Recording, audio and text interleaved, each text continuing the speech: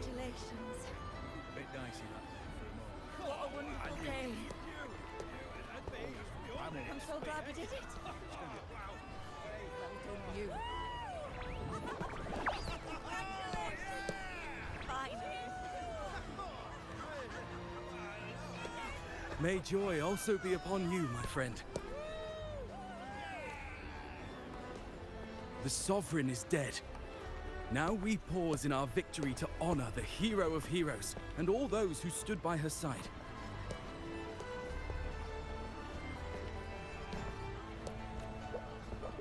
I am Bruno, Master of Ceremonies for the occasion. I had hoped to greet you alongside Augusta, but she was called away. The Senate insists on wasting her time with their trifles. We wish to bestow upon you the honor of Rosebearer. Roses symbolize our glory and triumph, to be shared with all who are gathered here. Yes, it's a ceremonial role. Don't worry, it's pretty simple, and you won't be handing out too many. At the height of the celebration, everyone will toss their petals into the air. We will all shower in the flowers. Your task will be to distribute the petals beforehand. You have been chosen by the people, but you are held in the highest regard. The people of Septimont gave their all on the battlefield. Now, after fighting side by side, we'll share honey and wine beneath a rain of petals.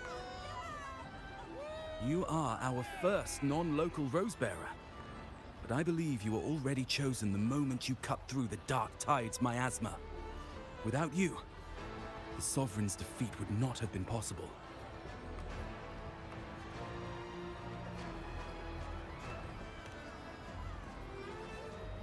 Yes. Oh, I hope you won't decline. This is not only Augusta's wish, it's the people's too. When Augusta arrives, she'll join the other Rosebearers. I'm sure those who partook in the hunt will be honored to receive petals from you.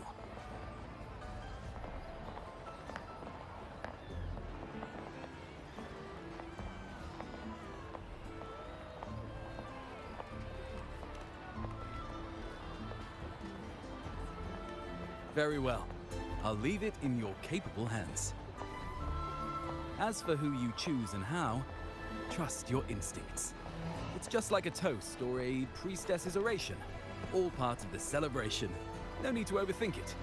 Now, enjoy.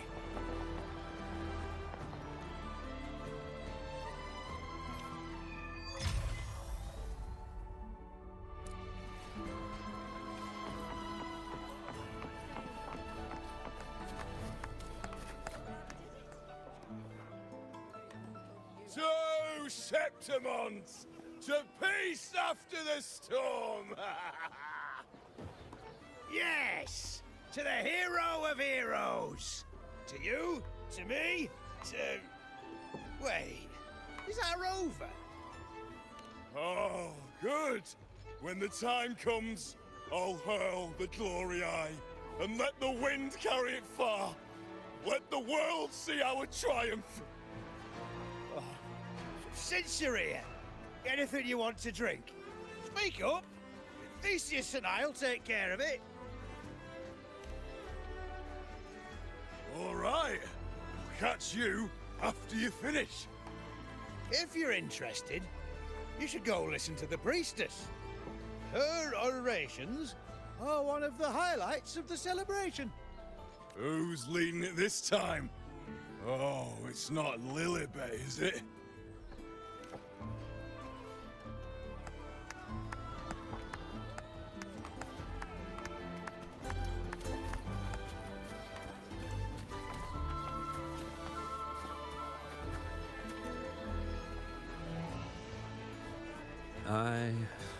I'm still worried. The paradise was stopped, right? But the dark tide isn't gone for good. The Sovereign's gone. But what if something worse is waiting for us? You're hopeless. So what if tomorrow's uncertain? Does that mean tonight doesn't matter?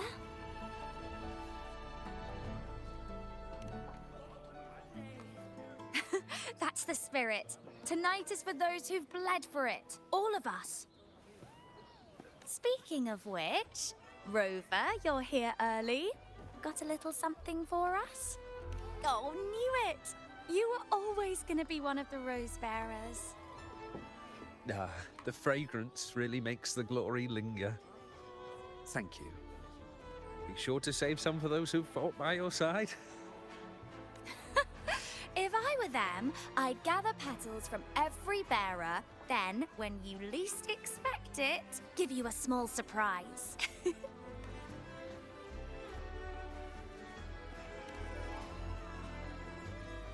Huh? You know? There's not much left. I'll hand some out over there.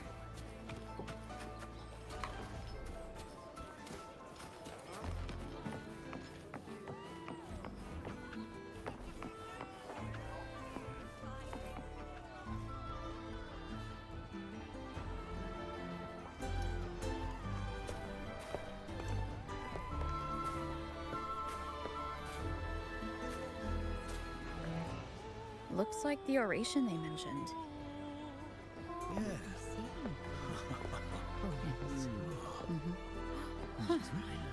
I thought for sure it'd be Yuno at an event like this. Oh well. Guess I'll catch her later. Yes. I fear that until Grandmother Lilibet finds a gifted successor, we shall not glimpse further into Septimon's future. By the light and fate above us, we are but apprentices carving insights into stone, passing their words along. Once, fate flowed like a thread. It guided reverent seekers to glimpse Septimon's end. Under the tide's surge, all was overturned. No soul was spared.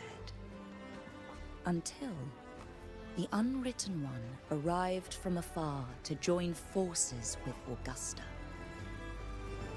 With the Chorosaurus as bait, she cut through the dark tide's miasma to reveal the truth. With the false sovereign's blood, a new ruler was crowned. The prophesied end was averted, thanks to Augusta and the Unwritten One.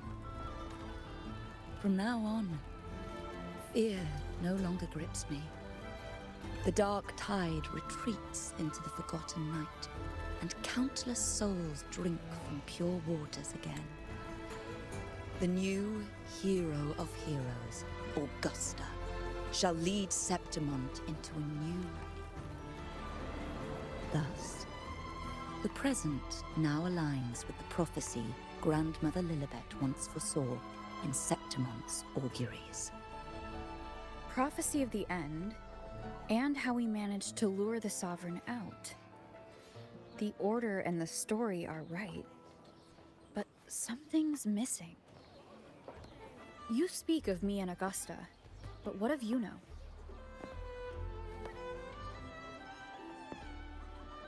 Who is Yuno?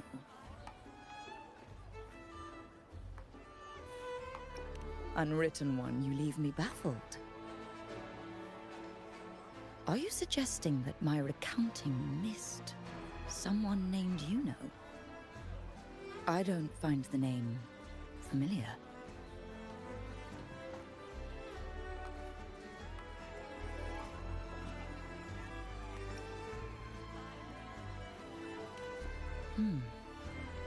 I should know this Yuno you speak of, yes?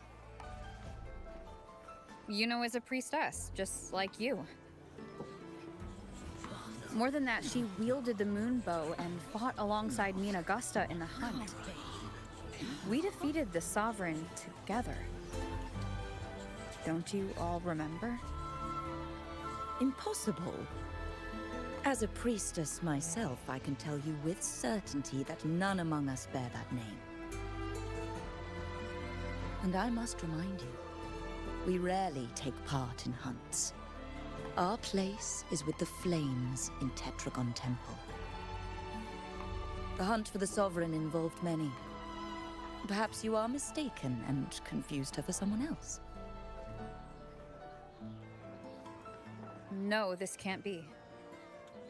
I don't know what a priestess is supposed to be, but I do know what Yuno is like, and I'm certain she's a priestess. You mentioned cutting through the dark tide's miasma. Tell me, if Yuno wasn't there, then who shot the moon arrow? Who shot the moon arrow? What do you mean? You were the one who dispelled the miasma. Yes. On the cliffside, you struck with your sword to cut through the dark tide. Don't you remember, Unwritten One?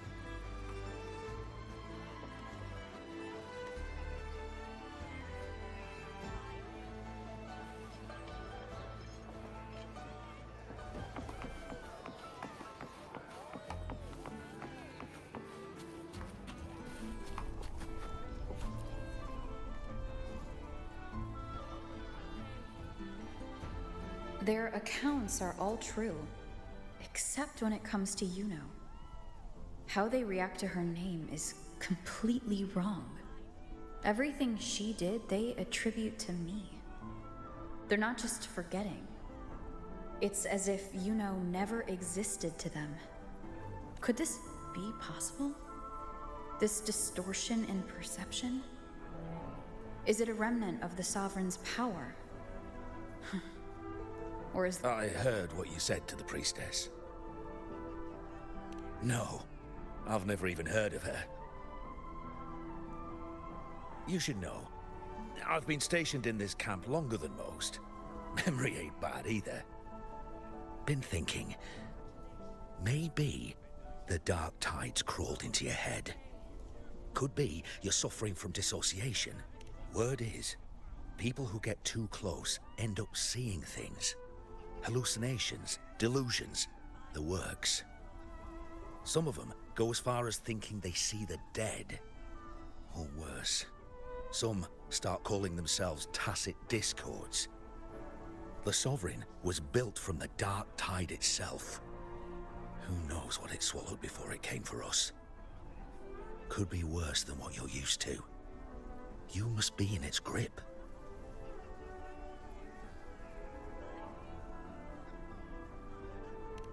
Don't get too worked up. It ain't that bad. Not yet, anyway. At any rate, dissociation is just a problem in perception.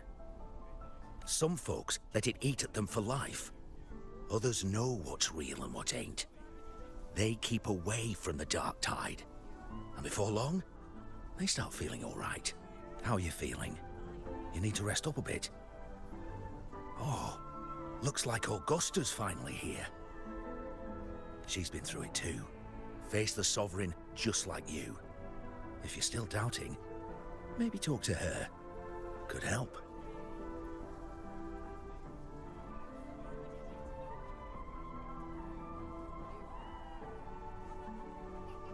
My friend, you've come. Bruno has already filled you in on the Rosebearer matter, yes? How are the celebrations treating you?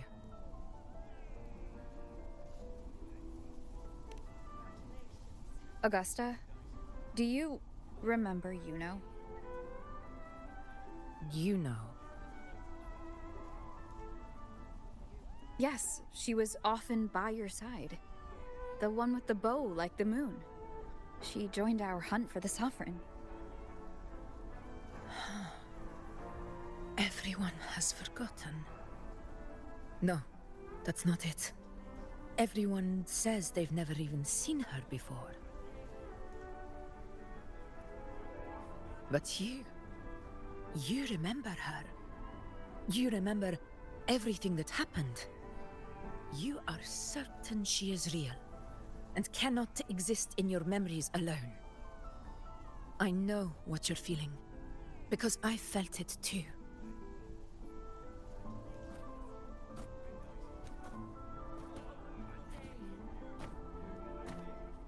The Dark Tide's frequencies twisted my perception as well. Made me see things that weren't real.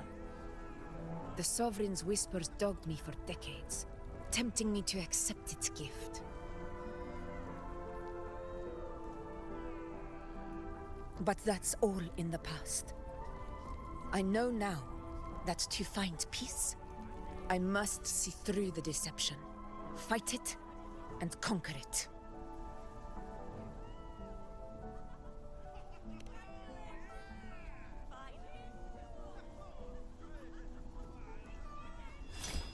Because of my sword. It reflects everything that happened in Murma's town. Existence always leaves a trace. Beyond feeling, memory, and perception. Is there anything that can prove this isn't an illusion?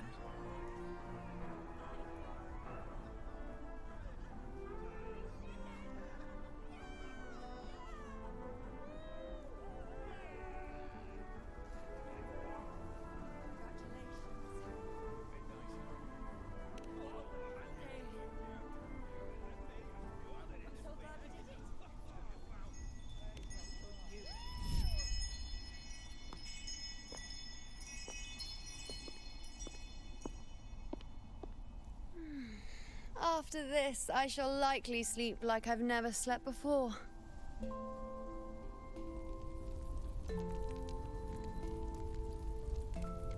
Say, I heard the Montelli family imported some device that aids sleep. It's all the rage.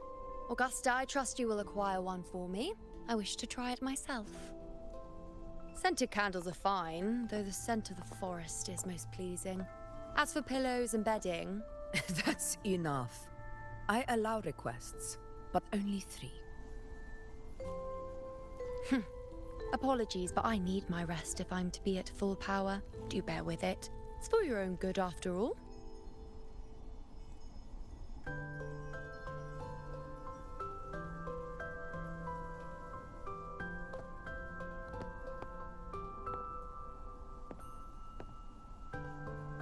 And you, Unwritten One, were I to indulge in a bit of selfishness, you'd forgive me, wouldn't you?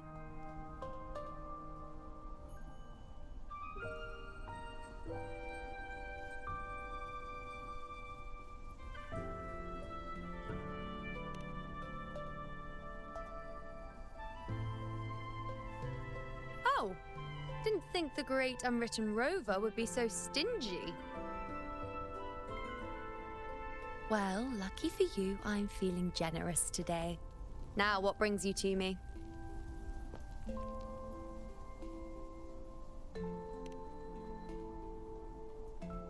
Really? You've traveled all this way just to return what I gave you, is that it? Was it truly such a burden for you?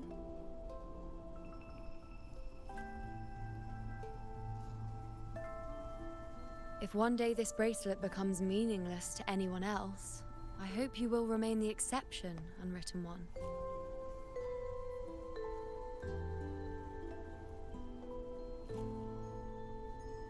But perhaps in that distant future, forgetting might prove far easier than remembering.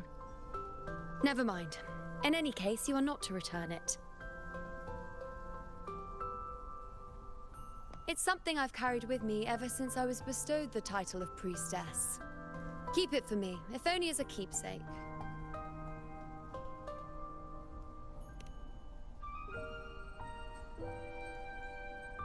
Well, until we meet again, I suppose.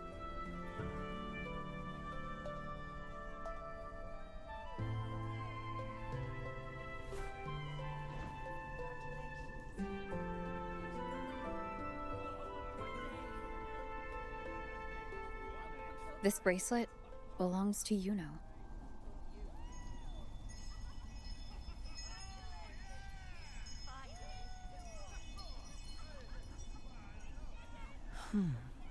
Quite the unique design. Like a crescent moon. But still, I'm sorry. I wish I could offer you the answer you seek, but to me, it's just an ordinary bracelet. Nothing about it stands out.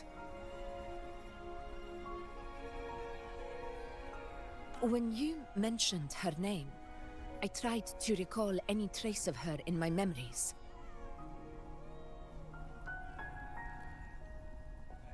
But there is nothing.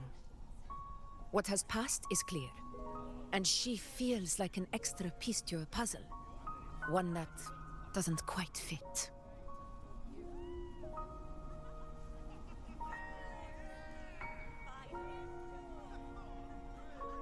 How can this be? You spent the most time with her.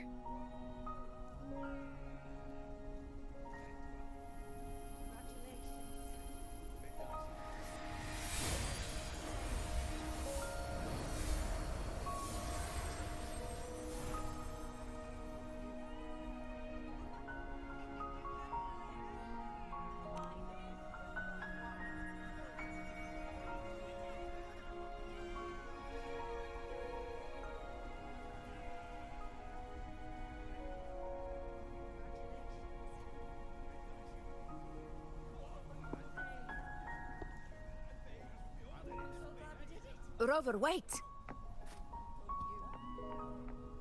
What did you see?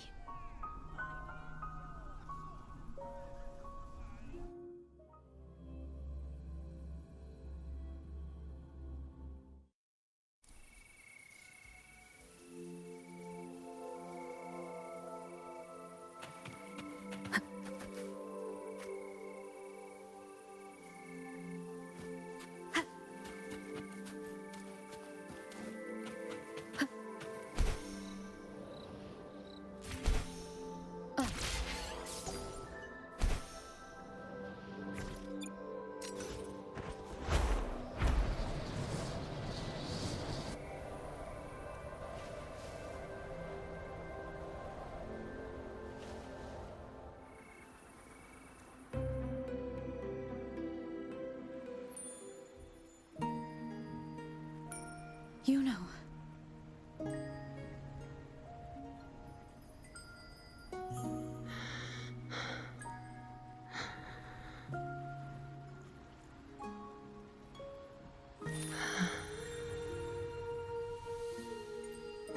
Of course. Only you would be the exception. So you've known this all along? A death that shouldn't have happened. Traded for an unforetold victory. A fair deal. Now, I am but a fading sliver of moonlight. I'm sorry, but even I fear being forgotten.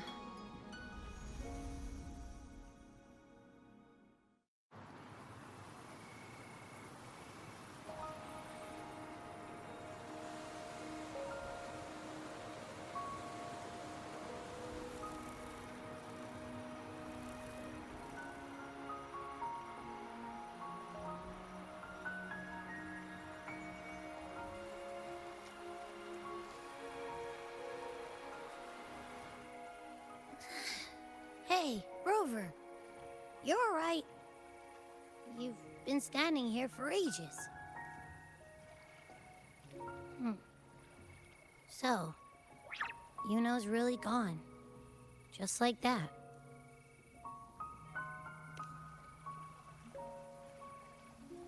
Well, duh. Even though I was snoozing on and off, I still remember everything that went down. Crystal clear. You told me the first time you met Yuno was in the arena, right? She scared the toga off that other team with just a few words. Intimidating stuff. But when I actually met her, she was...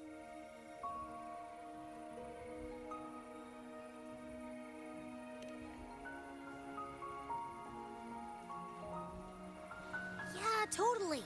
We got so much done with her on the hunt trip. She even invited us to the Tetragon Temple to check out the murals. Oh, and we caught that giant blue spiky TD, which led us to that big bad stinky thing.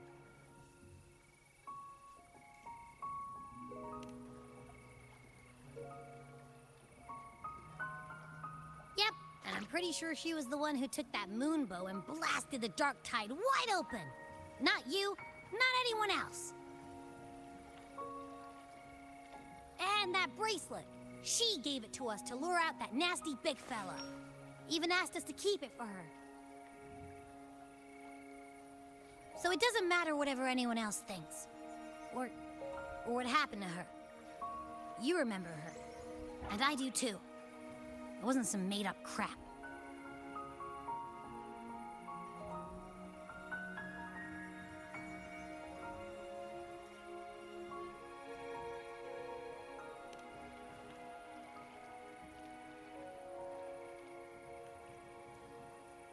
Yuno once said she glimpsed the end, where she would be the last one standing.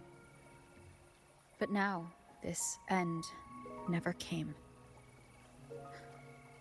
And Yuno is dead. Is this the cost of changing destiny? Did she know she'd disappear, but accepted it anyway? Yeah, I know what you mean. Like, we didn't even get to have a proper goodbye.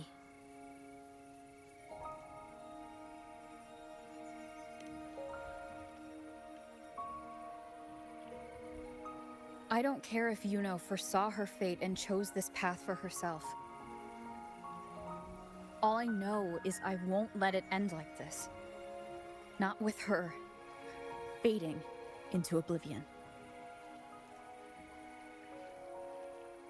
Like Augusta said, everything that exists leaves a trace. Since she's a priestess, I'm sure to find traces of her in Tetragon Temple.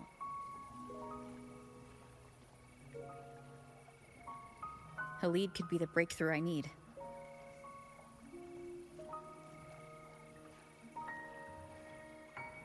That's the spirit! Look at ya, snapping out of that funk. Knew you'd be back at it soon enough. I still got some kinks to work out before I'm in my Super Echo Abbey form, but you can bet I'll be here. Remembering everything that happened. We'll figure something out, whatever it takes. Even when I'm just riding along. I'm in this with you, pal.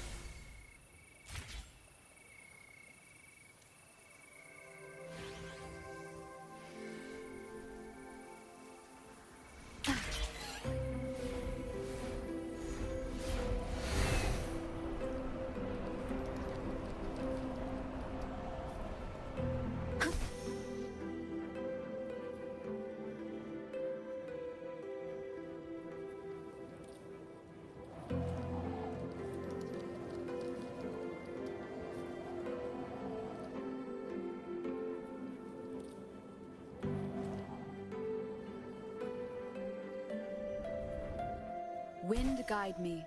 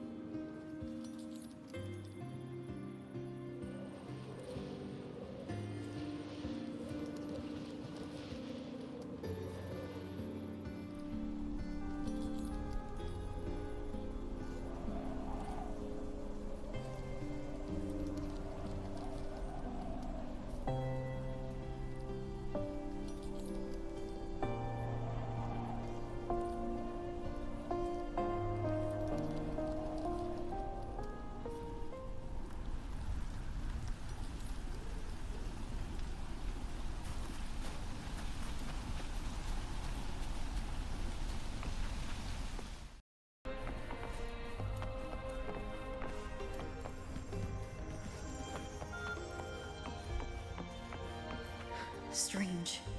Lilibet and the other priestesses aren't here. The temple seems empty. Yuno's bracelet is shining. The light is pointing at a wall.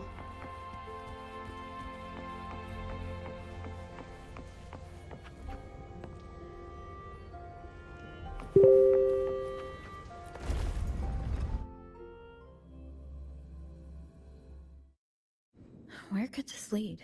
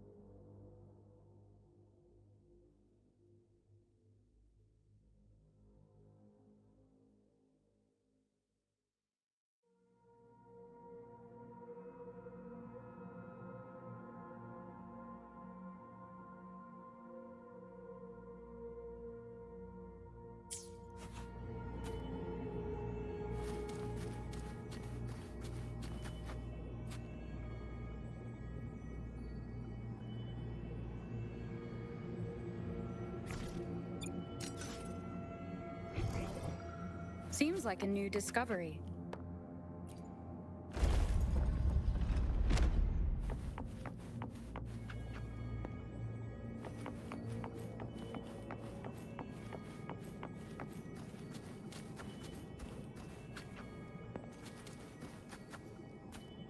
Huh. The mural changed.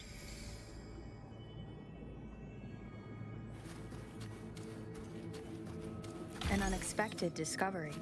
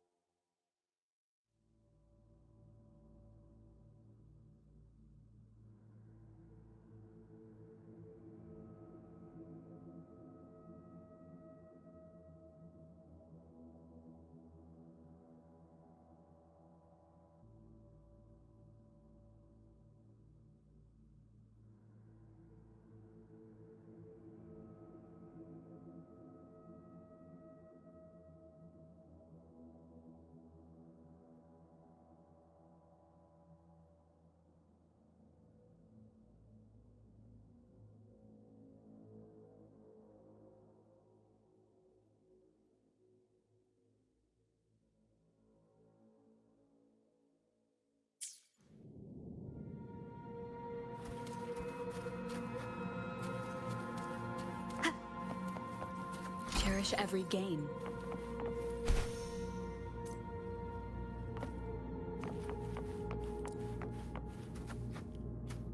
Is this rewriting what was?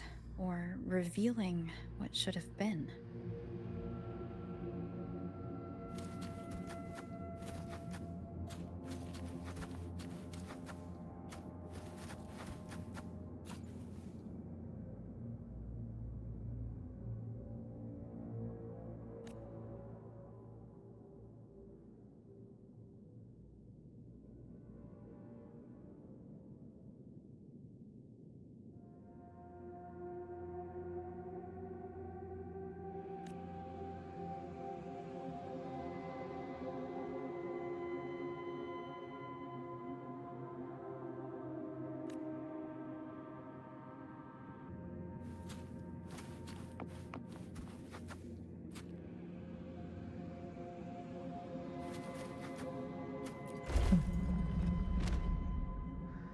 Trapped in your own pathetic shell, and you still think you're the king of the world.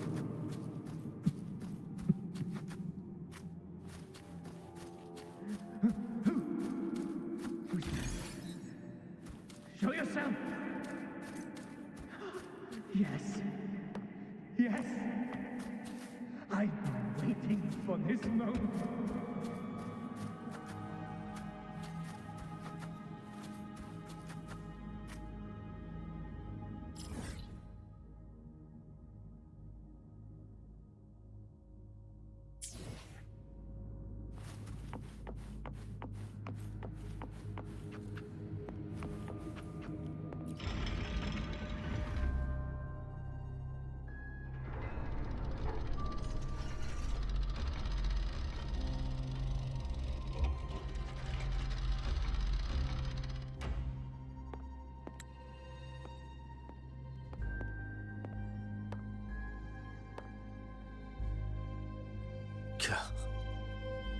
It's you. The person I need to lure fails to show, and now you're here to mock me. Is that it?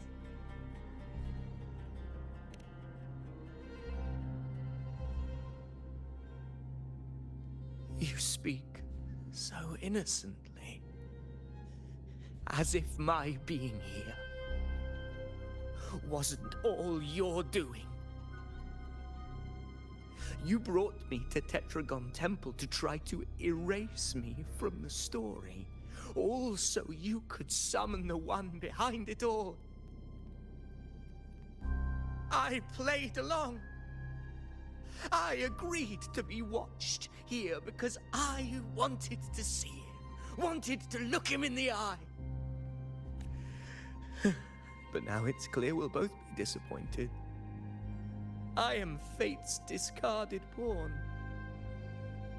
And he couldn't care less what happens to me.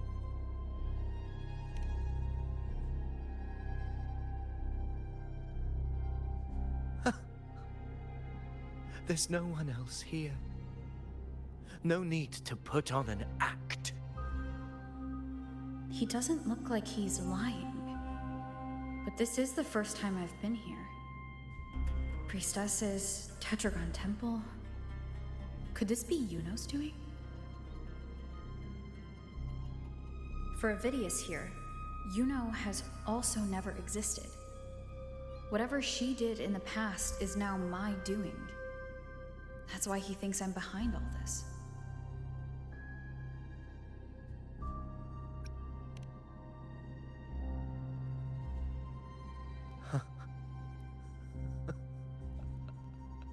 At this point, what do I have left to hide?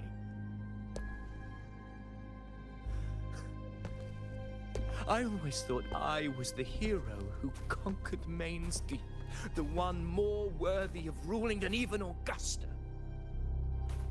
Until the day I led the charge to Murmur's Town, determined to stop my comrades from falling to the dark tide and prove I had what it took to be king.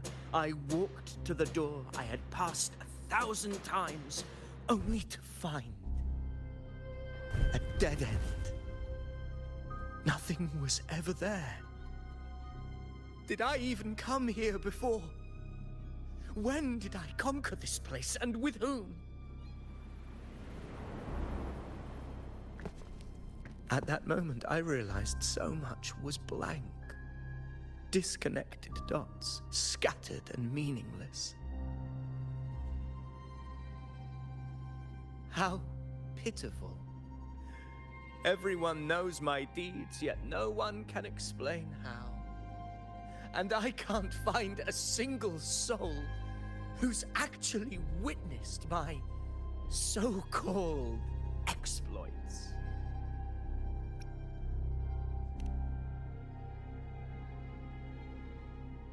Yes. So I tore through my memories until I saw a hand holding a feathered quill. It wrote everything about me from the moment I was born.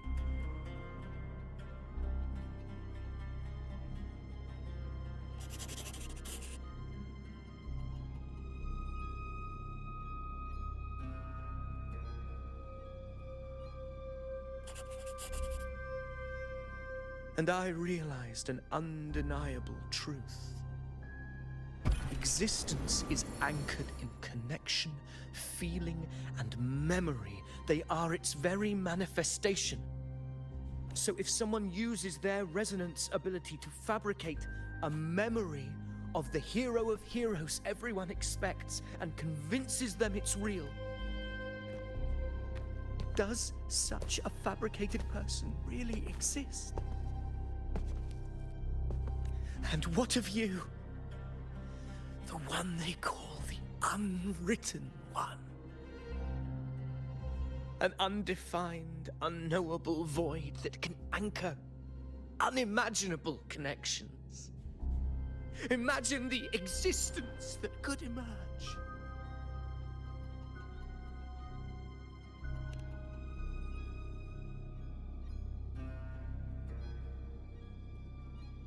Enough, you arrogant fool. I did not allow you to stay here so you could defile fate with your delusions.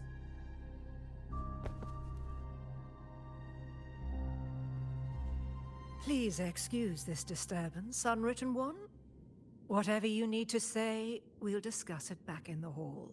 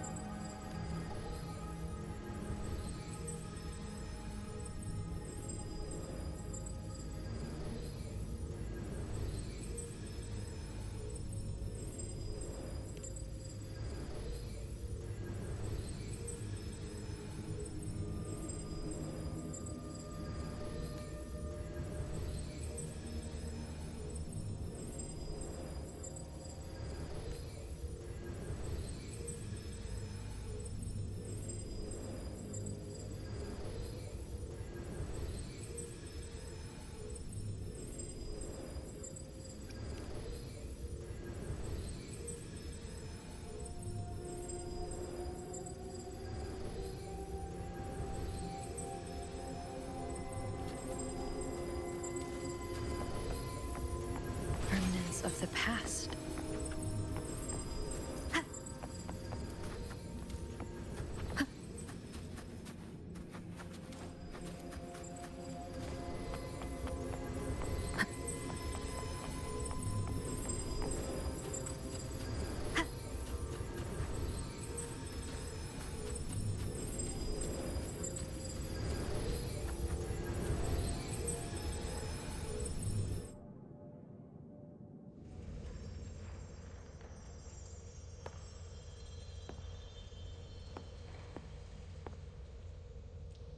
apologies.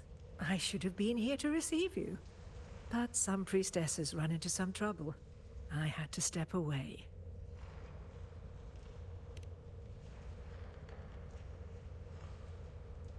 Simply put, aside from what's already been verified, we can no longer see any other of Septimon's auguries.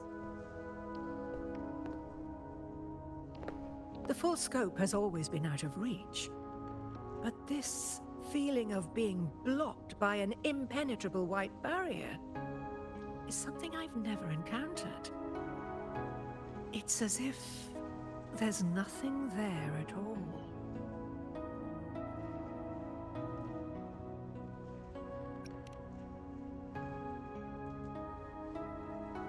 Well, there is a silver lining. Septimon's auguries concern Septimon's future. But as for smaller, individual futures, we can still see those. For instance, I saw Avidius making a commotion not long ago. But let's talk about why you are here first. Augusta mentioned your situation and said you might come looking for me. You seek help in finding a priestess by the name of Juno.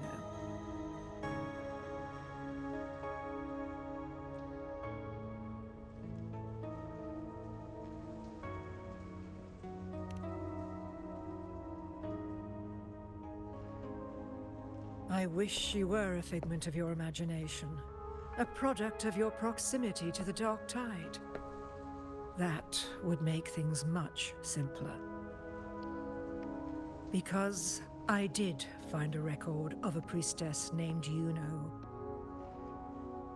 But according to the record, she died 3 years ago, buried where the Dark Tide swallowed the spring basin.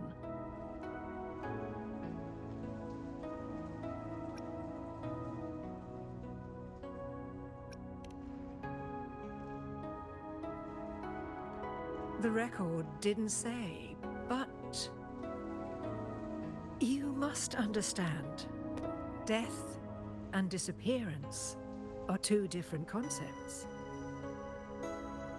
If Juno truly died 3 years ago, then she couldn't have been your companion 3 years later, let alone have existed up until today. In other words, if Juno disappeared today and was erased from the memories of Augusta, myself, and everyone else, then the death 3 years ago must have been a fabrication.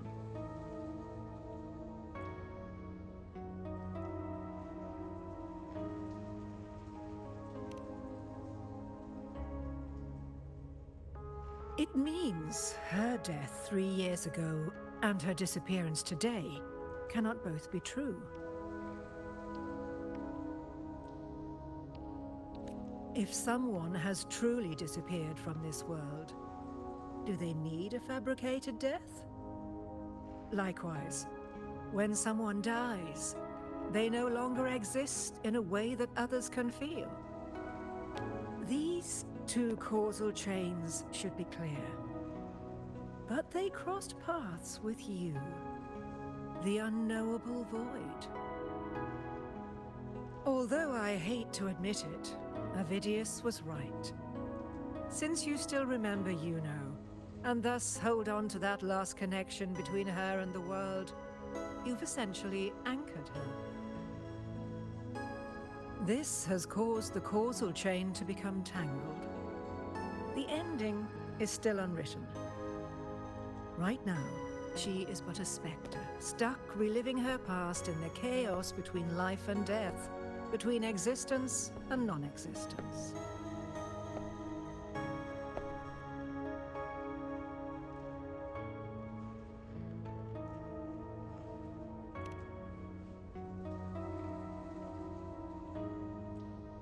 In theory, yes. You could forget her, let her disappear entirely. Or you could forget her and let her die for good.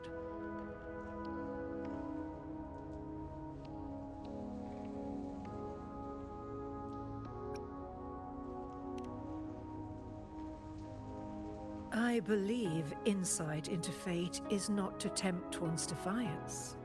It will move according to its intended end. Besides, it's already granted you a rare gift. 2 options, more than most ever get.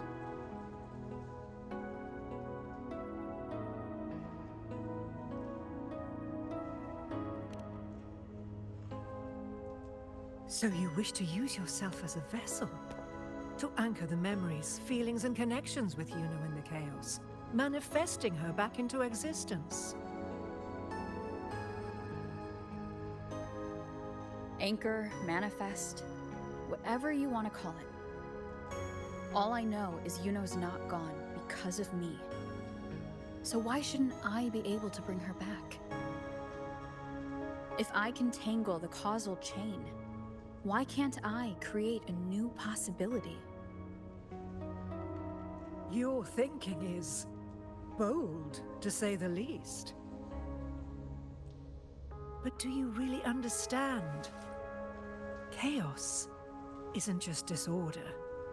It's the aggregation of all things. A web of cause and effect. The convergence of infinite possibilities. If you end up lost within it, you risk being consumed, never to return. Even ones such as we, guided by fate, can only pull small insights from certain shores of destiny. What if you enter only to find that you cannot bring Yuno back?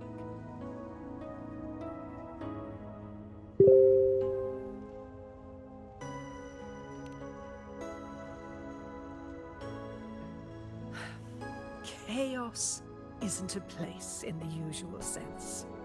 The key to entering isn't about where you are, but what's happening and what you do in that moment.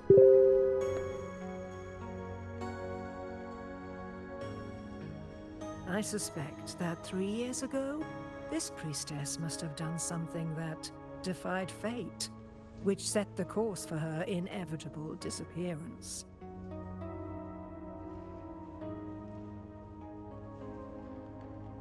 If you can get close to that inescapable knot in the causal chain, maybe you'll find a way in.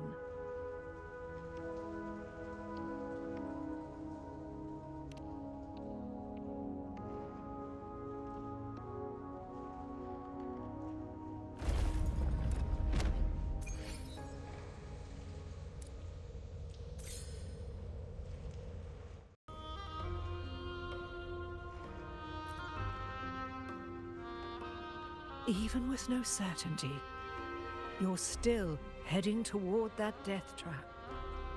Unwritten one. You've made up your mind, haven't you? I understand. One must try at least.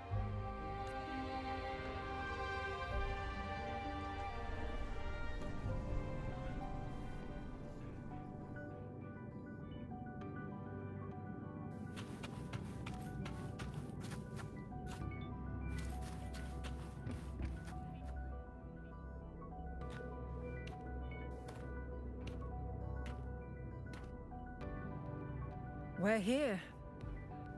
This is where the record says she died 3 years ago.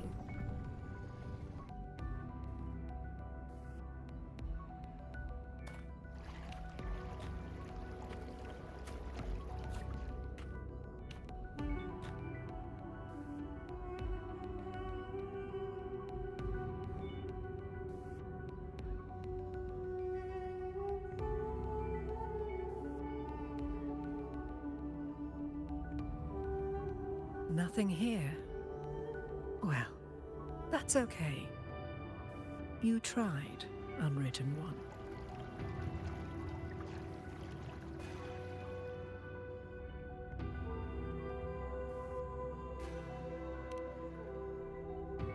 Guided by the light of fate, we walk the web of futures. Many seek prophecies to follow or to break free from, all in pursuit of harmonious completeness. I've never doubted your judgment of Yuno.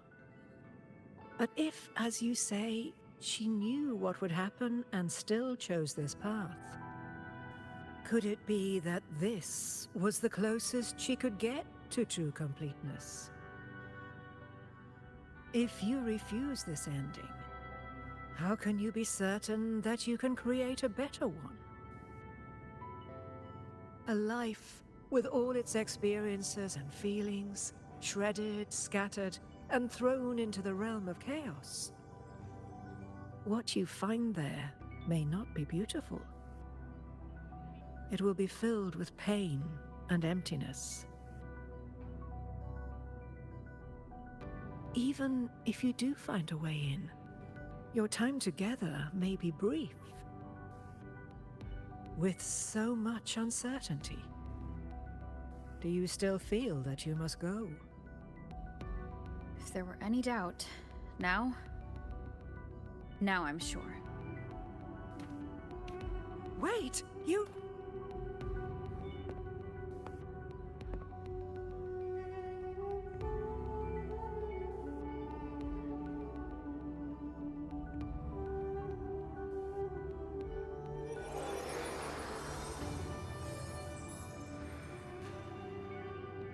I'm not rejecting the ending Yuno wrote. I just want to fix the regret she left behind.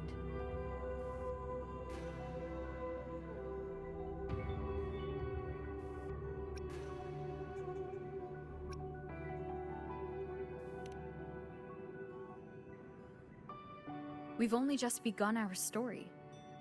The future I want is one where she's there with all of us. Forgetting may be easier than remembering, but let that be the choice of someone alive, not one who's already gone. Right now, I don't want to lose anything I still have.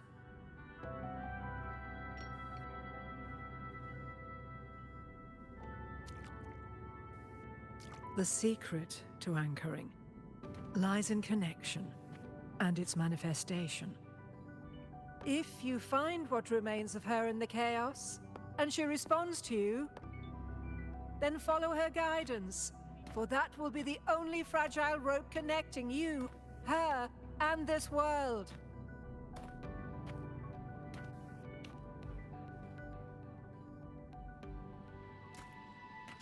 Endlessly cycling, shattering futures. Is this chaos? Unsalvageable, fractured into pieces. This is chaos.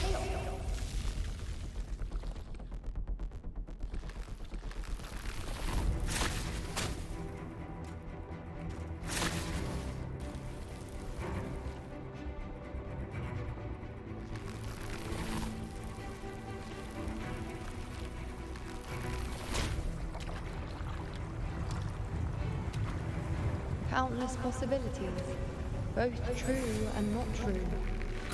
This is chaos.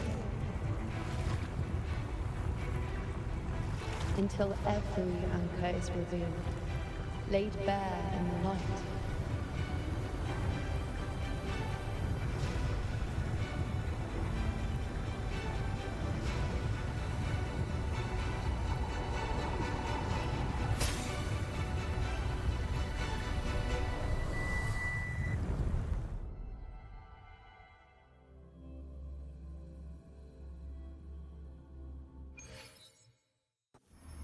Can't see where it ends.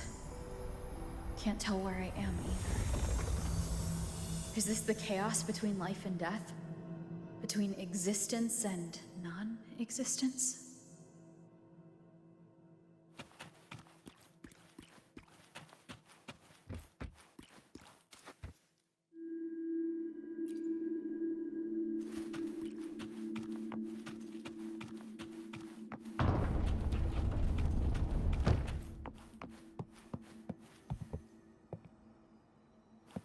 That's Yuno in the center.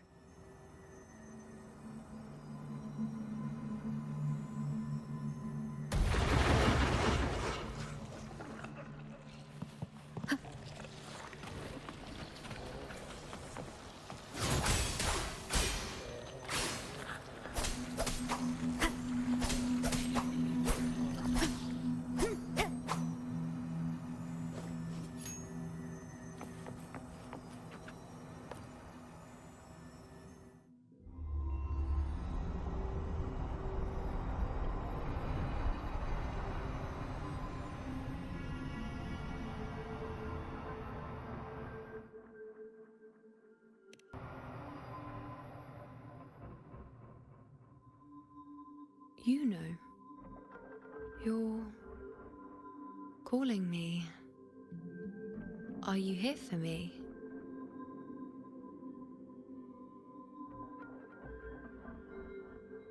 Why would someone be looking for me? She looks the same as she did when she faded away. A sliver of moonlight. How long has she been lost in this chaos?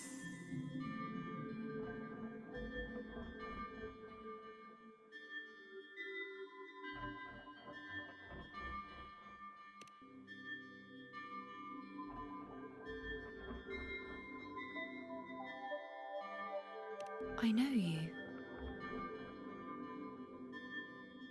You are unwritten.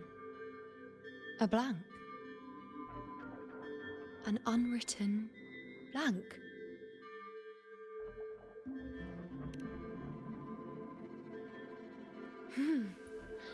Unwritten.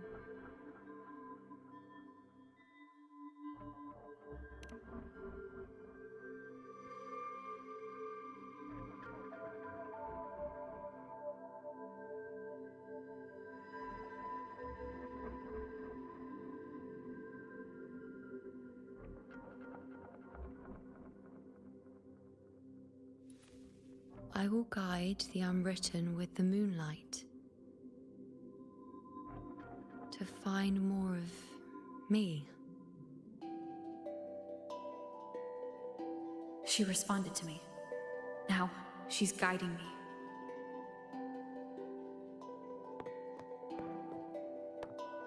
Even if it's just a trace of her, I found her. Now that fragile rope connecting her, me, and the world is already in my hands.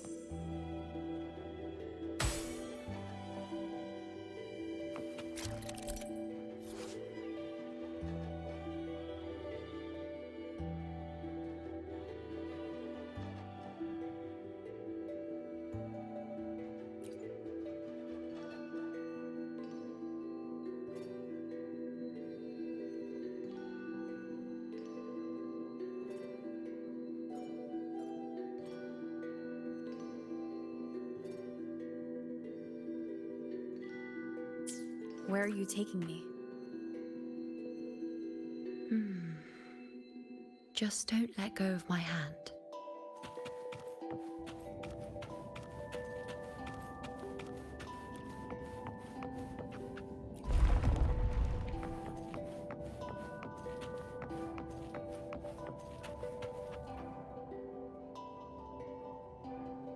Guided by the light of fate, we walk the web of futures. Grandmother Lilibet has already prophesied her successor. Juno, born in a lunar eclipse, will become a prodigy priestess. Wait, Sibylla's Juno? I know that girl. Wild and dramatic. She's just won a handful of matches.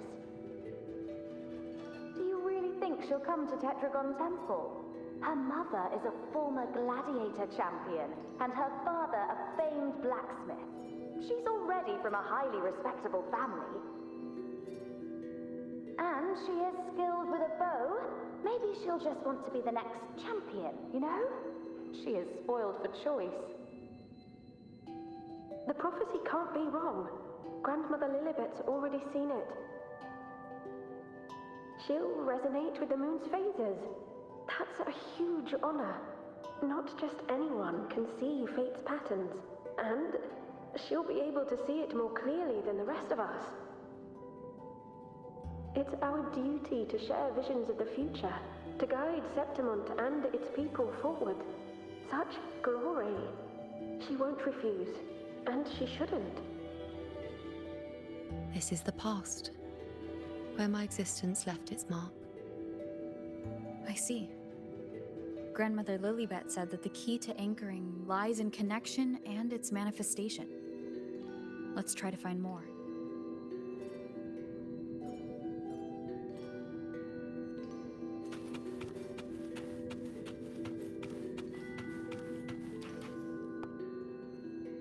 I can't see it. It's gone after that. Gone forever. Huh? Just one desecration is enough for the ordinary. I just wanted to understand. To look at it. To see the blinding flames. I was so close to seeing the outcome. To tracing back the cause. You must be smarter than me. Stronger than me. Tell me, did I do it right? Staring at the sun, burning with pain for that truth. Tell me, have I gone mad? Is it me who's gone mad?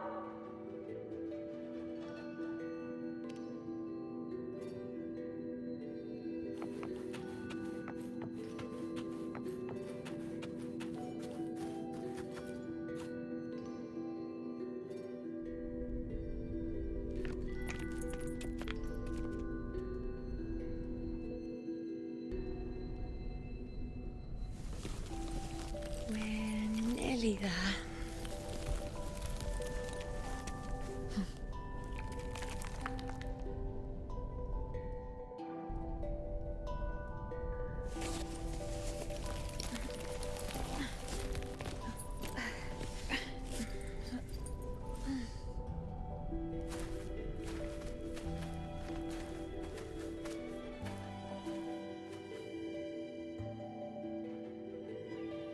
Let's go before chaos catches up to us.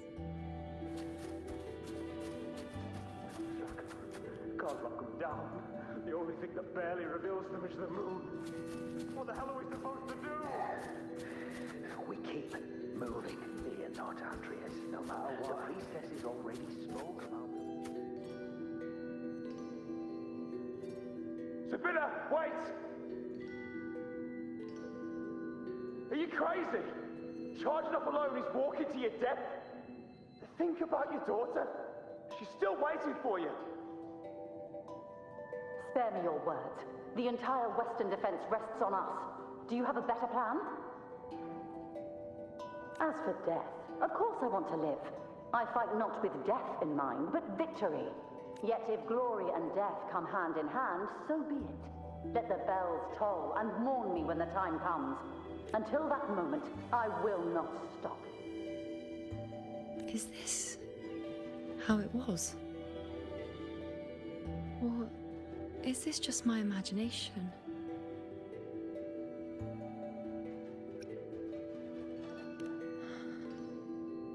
What's happened is done.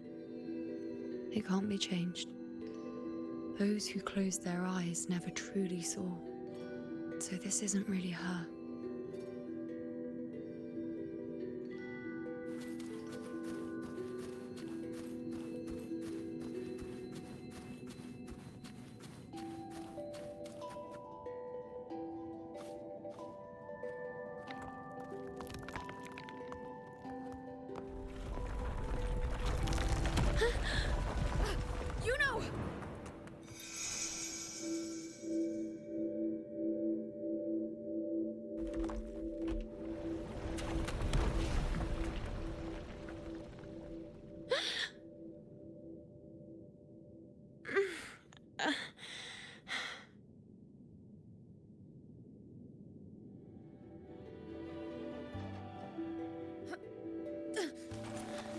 Thank you, Unwritten.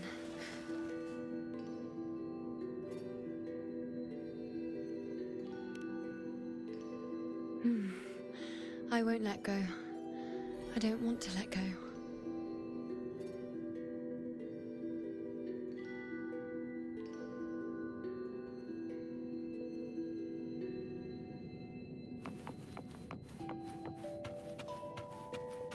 Is that?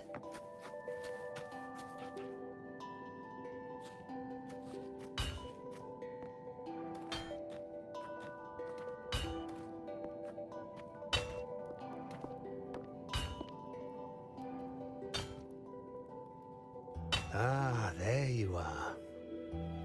I've been waiting for you, you know.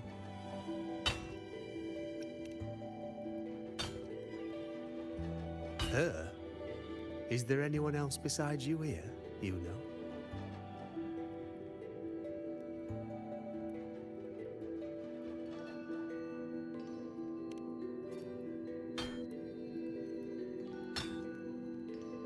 So, you came for the bow I promised you, eh? Still want it?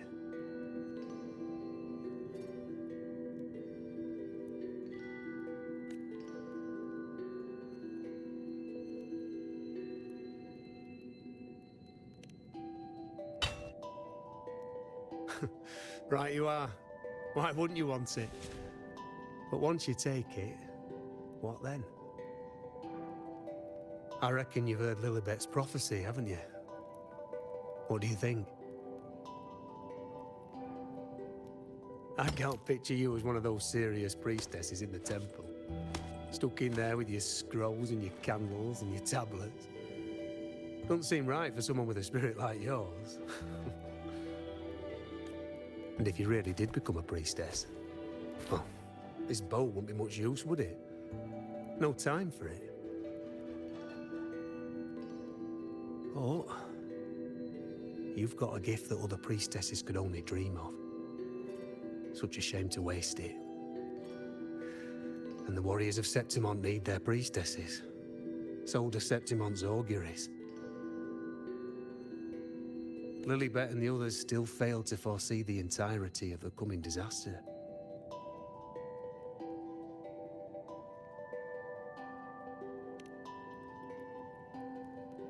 Ah, well, it's not my place to say. You make up your own mind, and that's all that matters. As for me, I make weapons. If you still want the bow, I'll forge it for you. But the materials, well, you'll have to gather those yourself.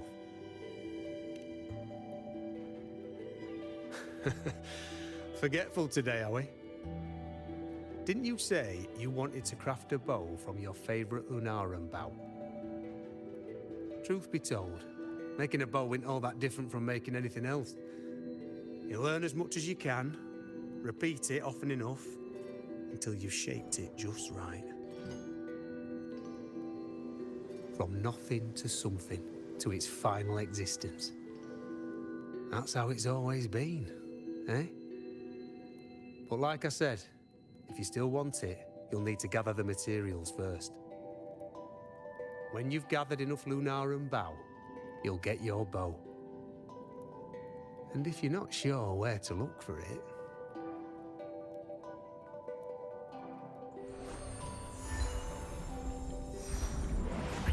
There.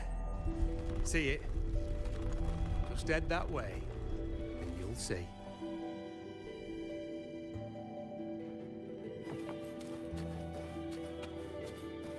Lunarum bow. That's what the blacksmith mentioned.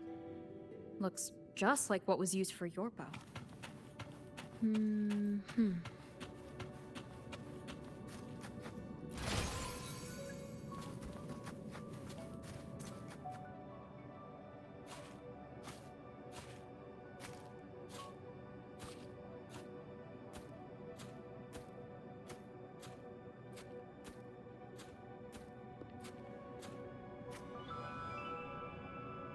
Chaos won't disturb us here. Sitting just like that, huh? You're still just as... spontaneous. Shh, unwritten. It's time for a rest. Come sit with me.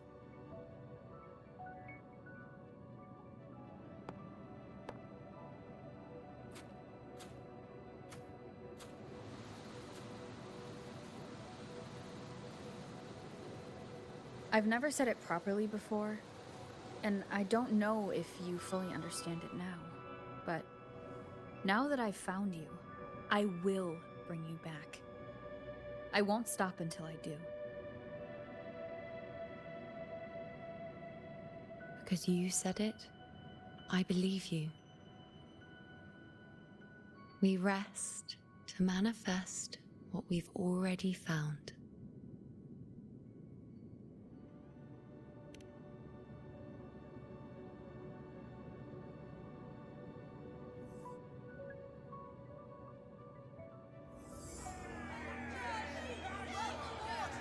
Come on, don't bore me this quickly.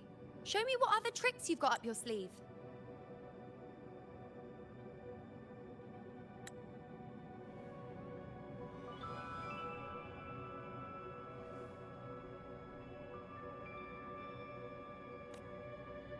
victory. That's the only befitting outcome. Now spare me the words. I know I'll be first. This is only the beginning. Soon, I'll be an even greater warrior than Mother ever was. Getting whatever she wants, doing whatever she sets her mind to. Are you talking about me? Very well, I'll prove you right.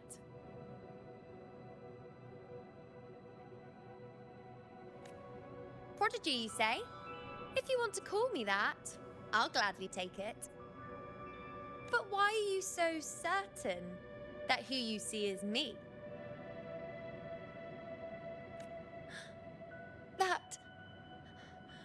That was... Huh? They're gone now. Because this is fate's will. It has favored me more than others. Because I can see what others cannot. Only I can see further. But...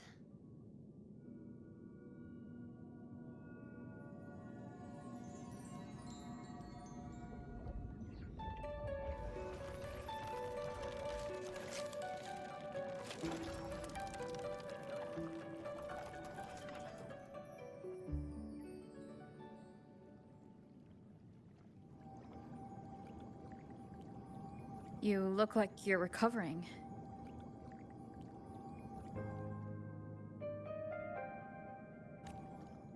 So after experiencing and feeling all that, you need to rest among Lunarum boughs to make what's anchored become a part of you.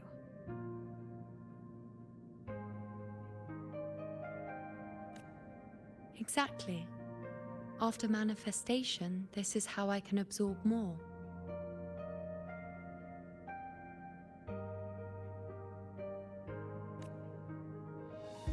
Only then can I find a more complete me.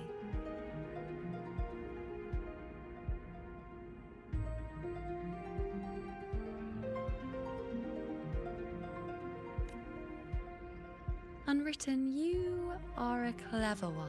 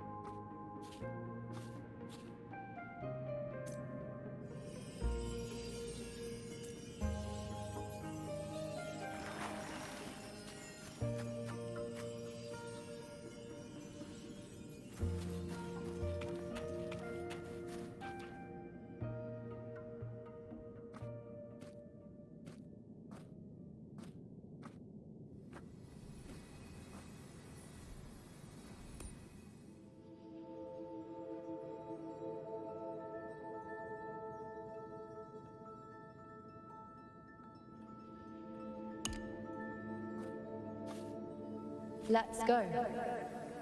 Forget the prophecies, forget being a priestess. Let's do what we truly want. If the future is a question, the answer's never in what others define.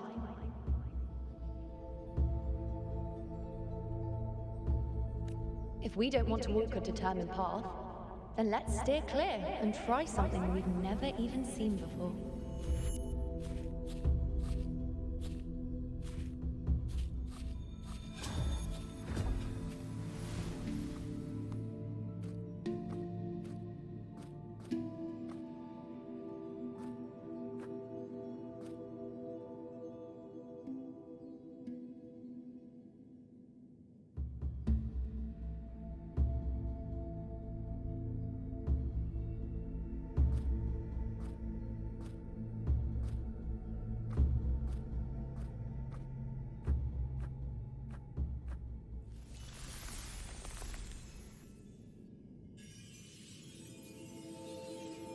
We can't continue the anchoring.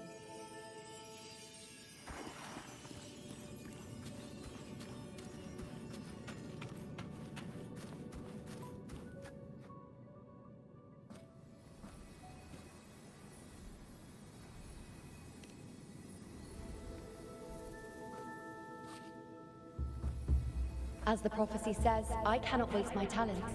I will not turn a blind eye to misfortune. Since only I can do this, I'll be the one to see it through. A gladiator or a priestess, what does it matter? I'll face fate and see just how far I can go.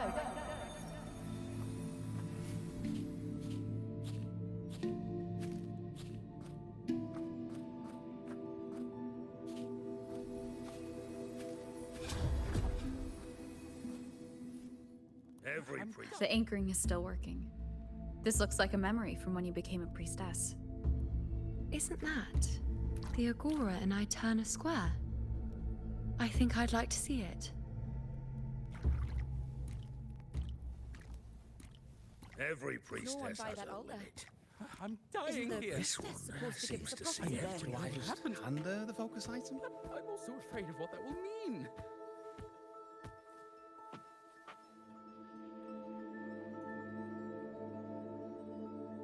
Back then, it seems you didn't mind giving prophecies.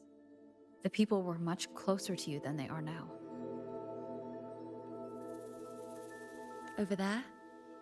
That was my divination altar.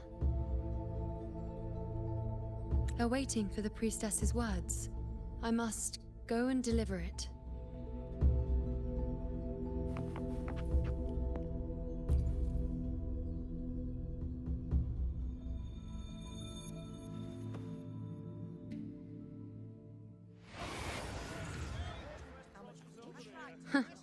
You look unfamiliar.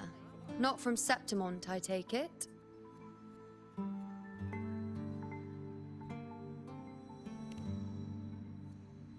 Not bad. You even bothered to learn my name. An outlander coming all this way, seeking the most gifted priestess. Me. Just to beg for answers about the future.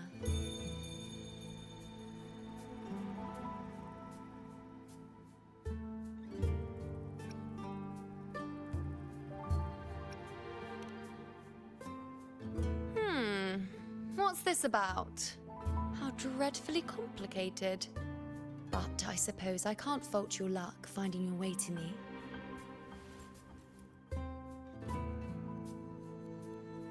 They say a priestess can't see everything, but when she does, she's always right. I'm different. I can see everything, and I'm always right. Even when I'm not in the temple bathed in flame, I have more than enough power to see your future. So far, nothing's happened that I didn't already foresee. Now, hand over whatever item you've brought. I'll see what's been bothering you.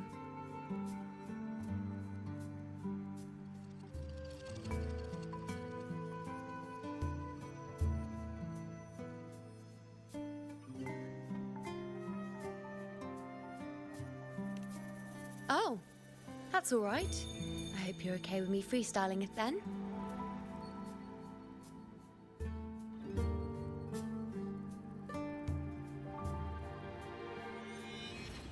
What?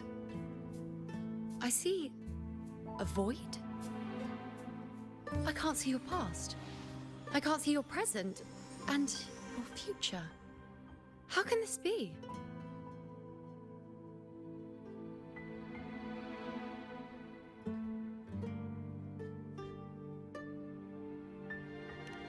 The unwritten one. Why is that familiar? Who exactly are you?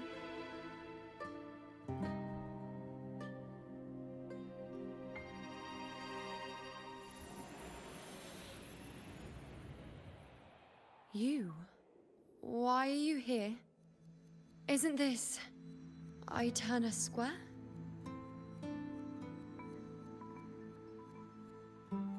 Did something happen in Septimont? Is it Augusta or the others? No, that's impossible. I should have disappeared by now. Why do I feel so tired? Like I'm walking the same path over and over again without end. Why do I see so many memories from the past? My mother, the other priestesses, and you. You've done something for me, haven't you?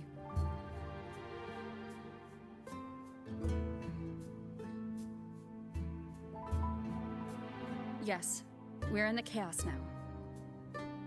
But you shouldn't be here. Neither should I. Why haven't I disappeared completely? Why did you sacrifice yourself? Why did you just leave without a word? Was this really the outcome the most gifted priestess chose for herself? Because this was the best I could do for Septimont. Destruction. Failure. Oblivion. The dark tide devours everything you can imagine. The Griffons can't escape it. The gladiators can't defeat it. In the blink of an eye, before we could even react, it had already enveloped everything. I knew it from the start. I knew 3 years ago I would turn everything I am into the moon arrow that would pin down the Sovereign. I just didn't know when that day would come, or if it would be enough.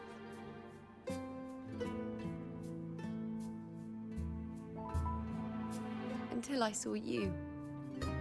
You, the one who stood between me and the manipulating hand behind everything. Just like the faint light I once saw in the future.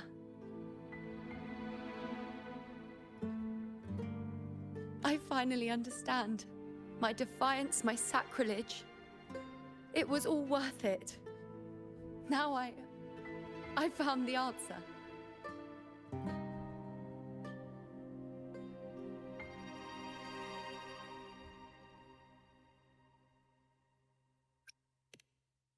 Whether it's because of the void I carry, or whatever else it may be, I still remember you.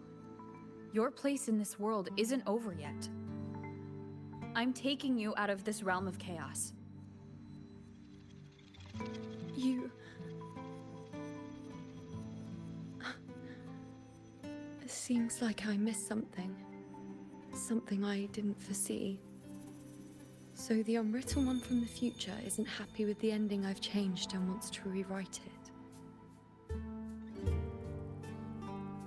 The battle's still undecided.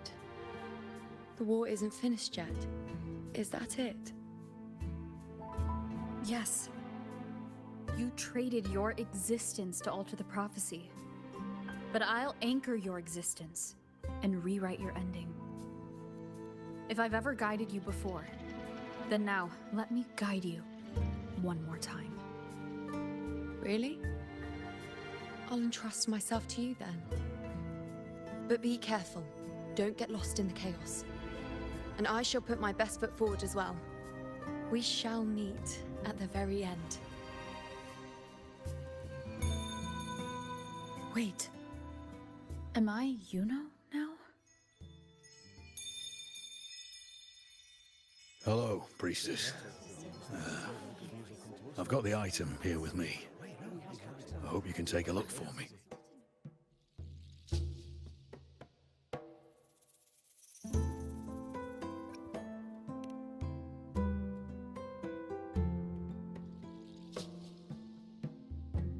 My squad and I were once ambushed in Kassos. A monstrous tacit discord, never seen before, appeared in the dark tide. I seek guidance on what comes next. Will we have the strength to battle it?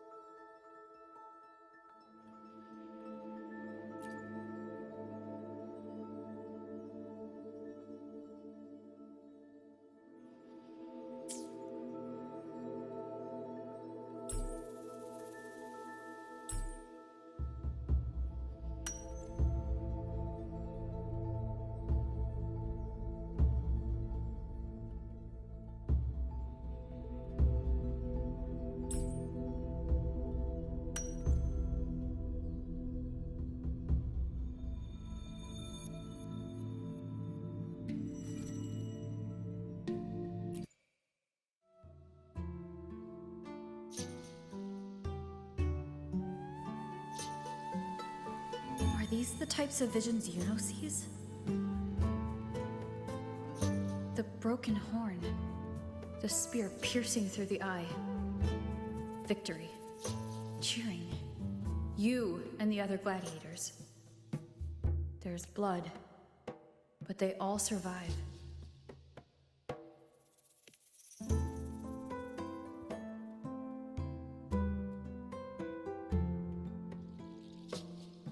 A priestess would probably relay her visions as they were, without any omissions or additions. The beast falls, and we are cheering. Its eye is pierced by a spear. Its horn is broken. So, that's its weak spot. Is that the key to our victory? Thank you, Priestess Yuno. Your words put my mind at ease. Can I come see you again once it's all over?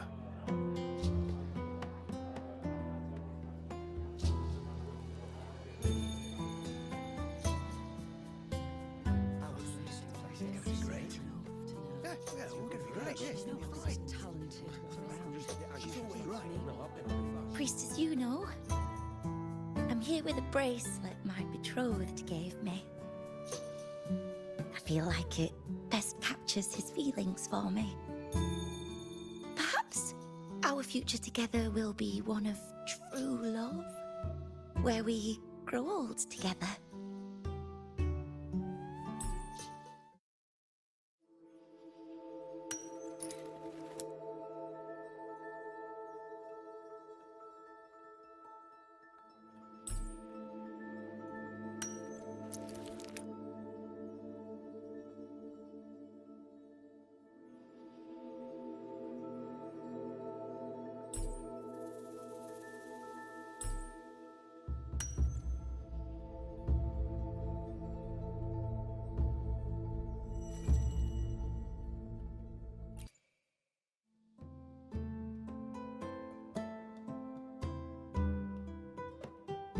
Pain or conflict. Confusion. Shattered hopes. They don't look that old. Not much. It's not as clear as the last one. All I can tell is that their love doesn't end well. But it's obvious she's hoping for a better ending.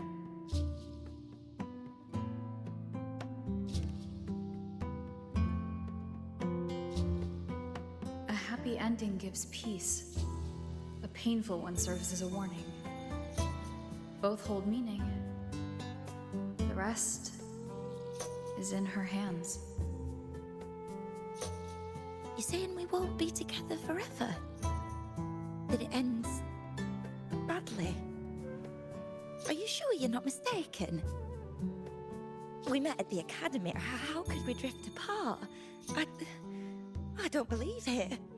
Surely there's some explanation.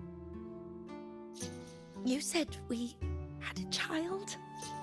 Maybe he was just going on a trip. Maybe it wasn't a permanent separation.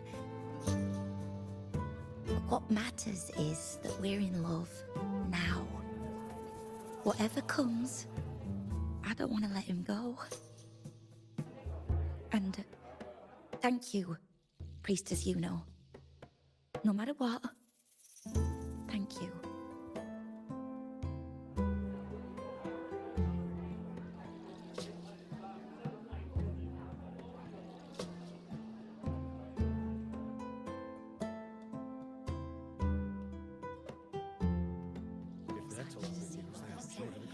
I have a little trick I'd like to pull off regarding a life. That's why I've come to you, Priestess Yuno. I'm curious if your prophecy can confirm whether it's possible.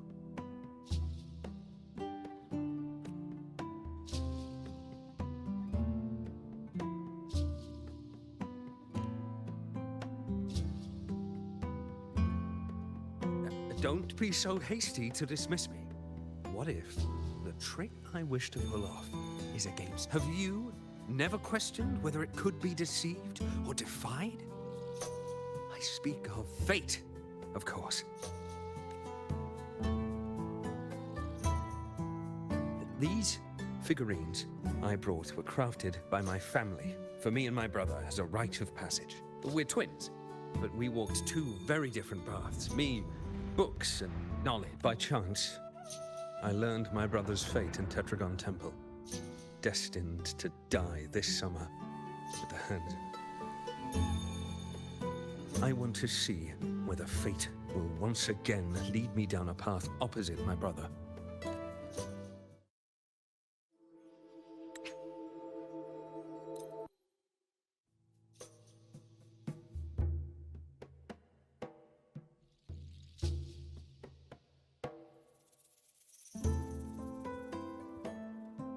An older, more aged Nicholas. Peaceful. Dead at 50. No, at least 60.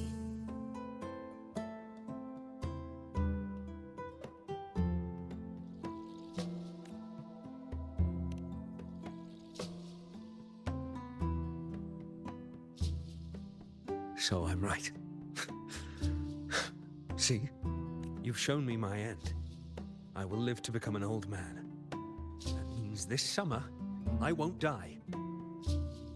What if I take Kyrion's place in the battle, and he plays the part of Nicholas, sailing across the seas? I'll confuse the whole world. Let me try. I'll use fate's prophecy to overturn another, and trick death with the undying.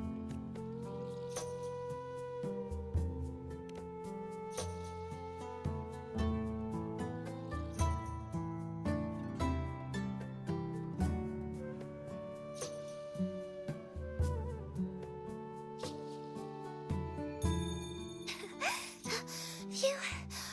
Priestess, is it true that if I give you the right thing, Wow, you're amazing!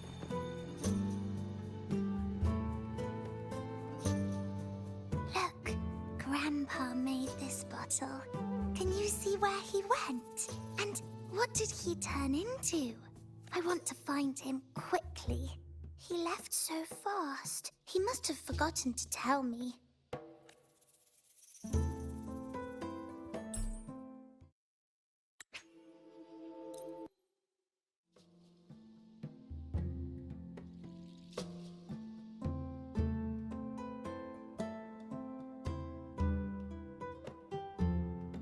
It's dark.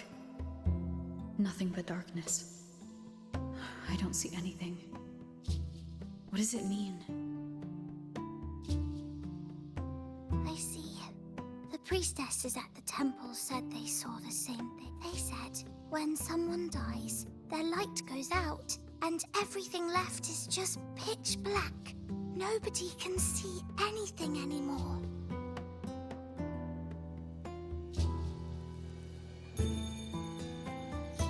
Yes, Grandpa was really sick, and he died. But it's okay. He made me promise that if he ever wasn't here anymore, I'd put all my tears in this bottle. One day, when the tears dry up, we'll see each other again. So, I don't cry anymore. I'm worried it'll take a really, really long time to see him again. Just how long exactly? What will Grandpa look like then? I can be forgetful sometimes. What if I don't recognize him? What then? Wait. I see a flicker of light in the dark. It's one of your favorite things. It's... A butterfly? I love butterflies. Yes. When your tears dry, your grandfather will return to you as a butterfly. Thank you, Priestess. I knew you could do it. Even if nobody else believed me, I just knew there would be someone who could see.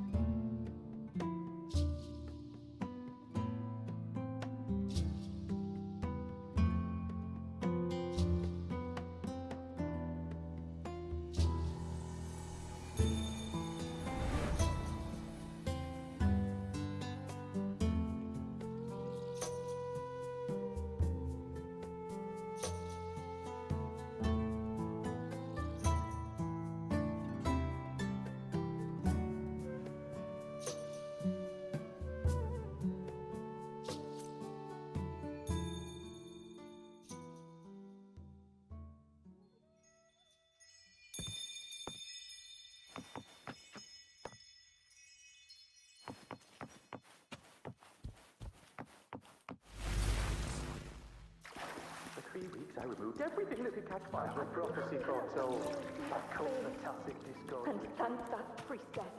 We followed the prophecy, and we won. Gustavus left me and little Kione. Curious set sail across the sea, only to meet his end at the hands of a tacit discord. Come back. When you die, you die. Let's rest here, one more time. Anchor these memories and connections.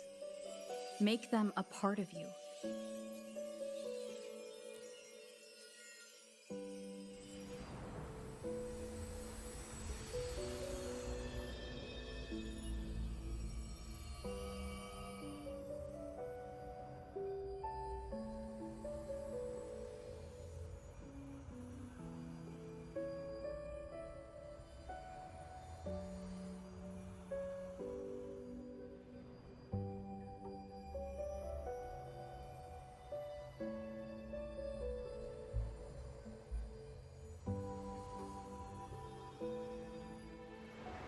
I can see further than anyone else.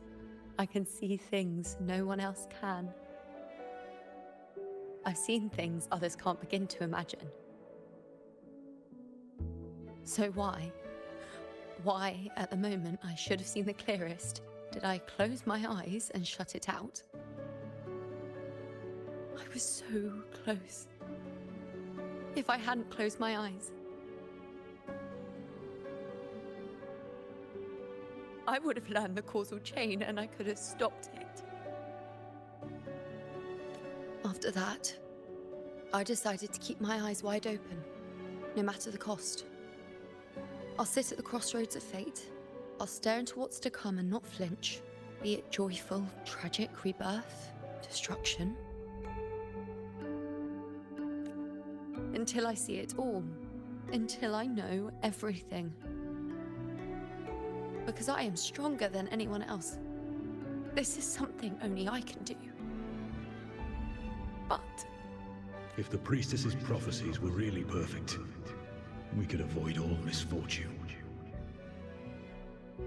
If there is such a thing as fate, then misfortunes cannot be avoided. Just because you know the outcome doesn't mean the journey isn't worth it.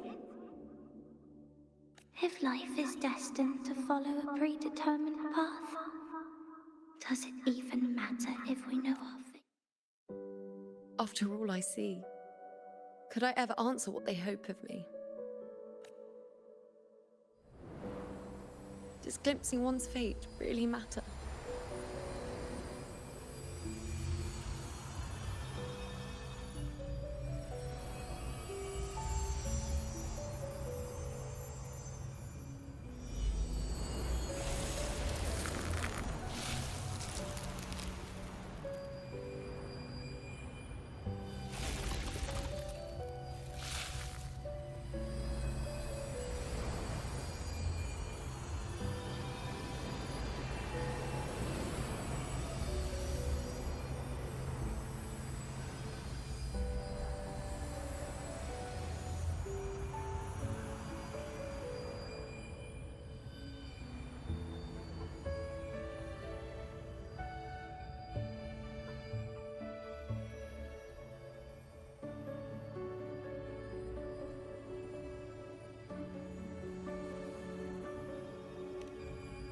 Unwritten, you are as sharp as ever.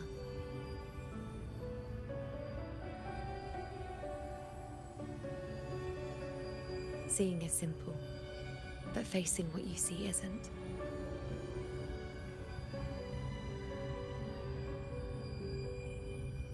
In your eyes, I see my past self.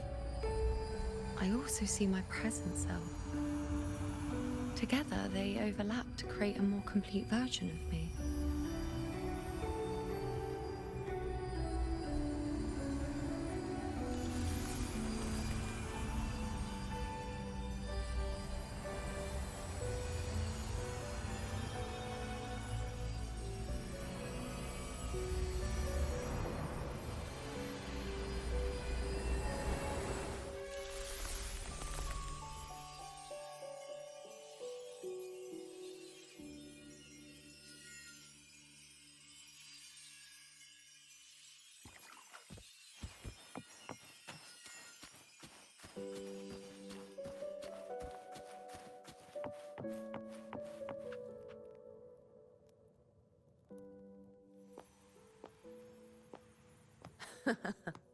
Still giving prophecies, you know.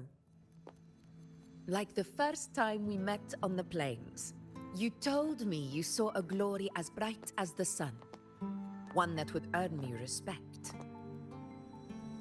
Truth be told, I didn't think much of your words back then.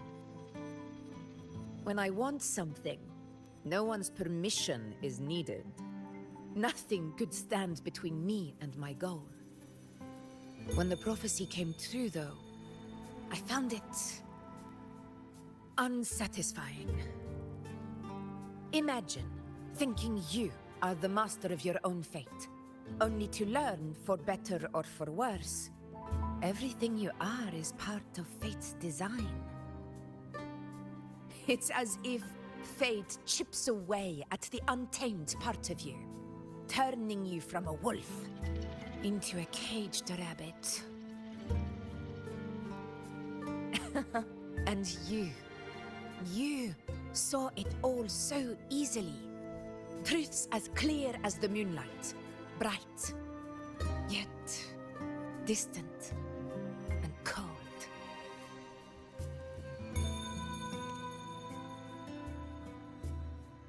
No, quite the opposite. I do recognize the priestess's abilities. Seeing the outcome gives us insight. Prophecies allow us to envision the future and find better ways to face it. In every one of Septimon's auguries, the priestesses foresaw disasters that would befall the land, but also the hero who would rise up to face it. Like the people of Septimont, I too had been blessed by prophecy. But in the end, whether disaster is averted or who the hero is, those choices are never ours. If we are nothing more than fate's puppets, what difference does it make if we can see its hand? If fate one day wills our annihilation, with no way to change it, what then is the role of a priestess? Are they merely fate's mouthpiece, bowing to its will? Or are they pioneers, seeking to shape what's to come? Last night, Grandmother Lilibet told me another Septimont augury had emerged. This one revealed a future unseen, a warning long overdue. An unknown disaster that would bring about the end of Septimont. The vision was unclear. The priestess couldn't discern the cause of the disaster, nor could they see the hero who would rise up to stop it. The Senate prefers to wait, believing the solution will reveal itself in time. But I must consider the darker possibility. I know that you'd rather be out there dealing with living, breathing people than confined to the temple to await some grand future. You, too, are tired of the Senate's rules and the priestess's chains. But as a prodigy in prophecy, you should see further than Lilibet or any of the other priestesses. Would you dare, with no direction, no clues, and not a single focus item, gaze upon Septimont's end and trace its cause?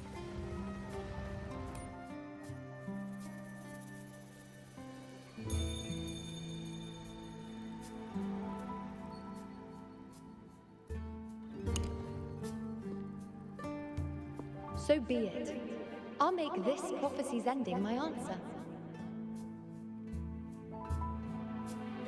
End or future, if I can break through the maze and find the hero of heroes they could not, I won't need to worry about the meaning of what I see.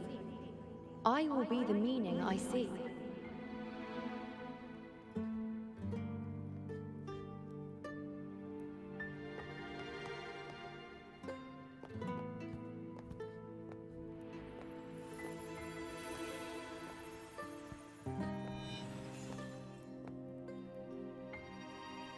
Once again, I repeat Yuno's past choice.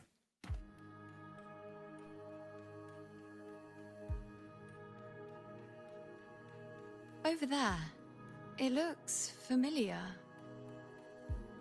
Perhaps we can stop to take a breath and rest, if only for a moment. I don't know, but something about it is different. I must have been there before and done something. Something important. None of the other places felt like this. But why is it so ruined, so silent? There should be people and more light, like how it was when it all began.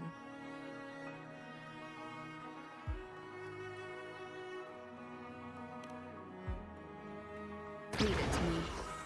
It's chaos. It's found us. Those things are manifestations of chaos.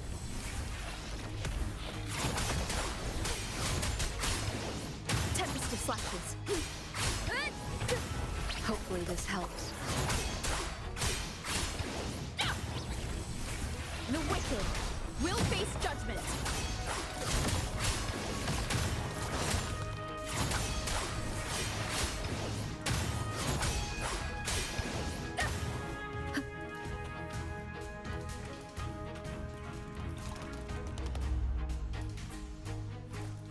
Wind rises. Waves rise. Judgment strikes. Be careful, they're closing in. It really insists that I stay.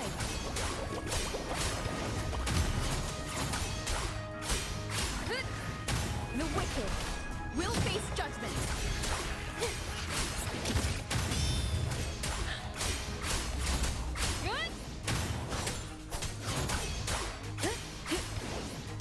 The wicked will face judgment.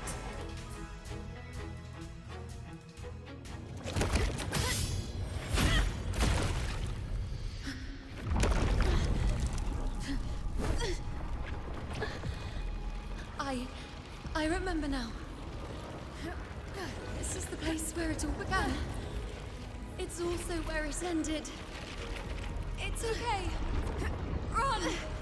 Go there!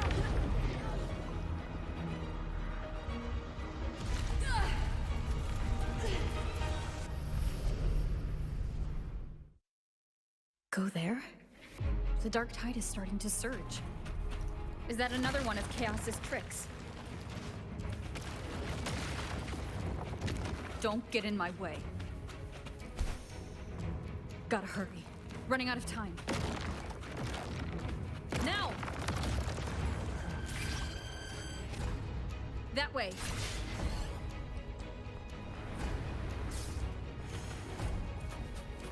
Manifestations of chaos. Where is it taking Yuno? How can I find her? Yuno wanted to come here. What did she remember? What's different about this place? When she said it's where it ended, does that mean it's the way out? Did Yuno leave these lights to guide me?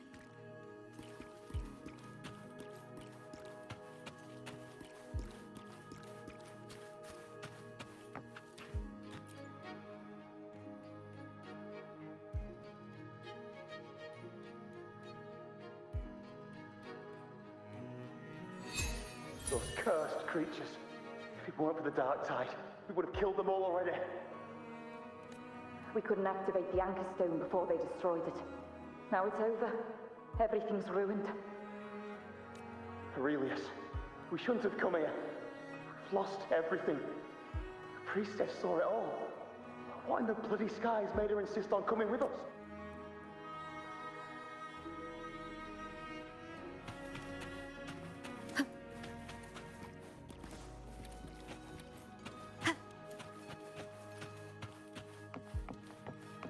Cherish every gain.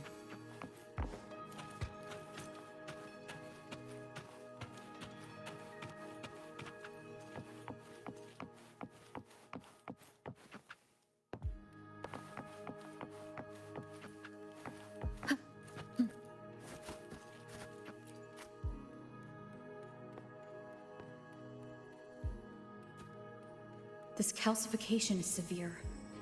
Such corruption. The dark tide's surge just now wouldn't be enough to cause this.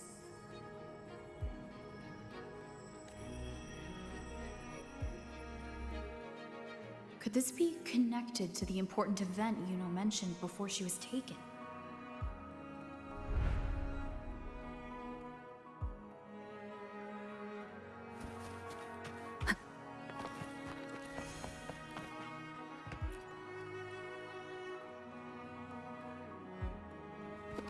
First David, then Lillian, then Ari, Vincentius, Perla, now even Anasa. Please, Yuno. Weren't you able to help us before?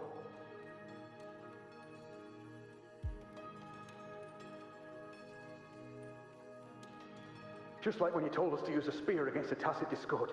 Help us see something again. You must be able to see something. All of us, doomed to die. If that's true, why did you come with us? Just to watch us die? No. The dark tide's corruption is spread too wide. It's covering their retreat, we can't catch them. The moonlight offered us some illumination, but now it too is being swallowed by the dark tide.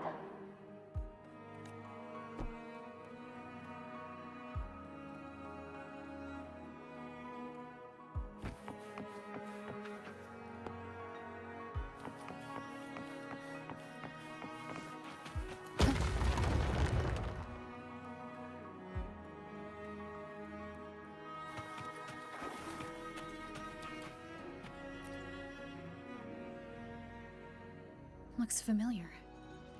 A priestess's candelabrum.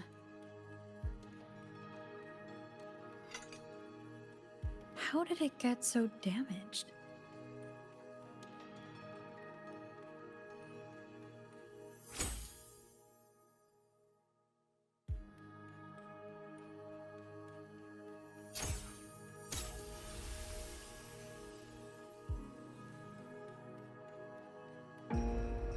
Fate unveils itself to the priestess.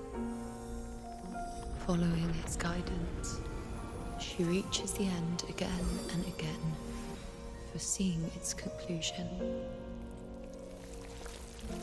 Heads fall, whimpers fade. She sees no hero or heroes. Variables added, visions expanded. She sees no hero of heroes. Beyond a doubt, no other choice. She sees no hero of heroes. The priestess is never wrong, but she despises her own truth. For her success is Septimon's defeat. Defeat. Why? Defeat. Defeat. It's always defeat. If fate one day wills our annihilation, if we are nothing more than fate's puppets, when that time comes, what good is a priestess?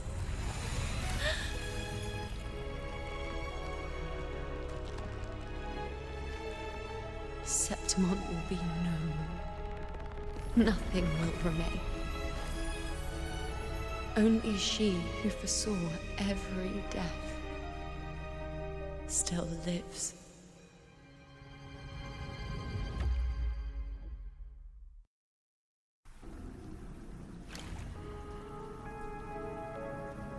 Why? Why? Why? Hundreds of days and nights spent in fate's embrace, staring at the end.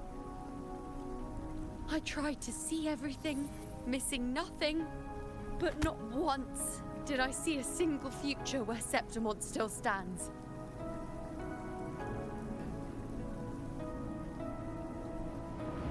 So this is the answer you give me.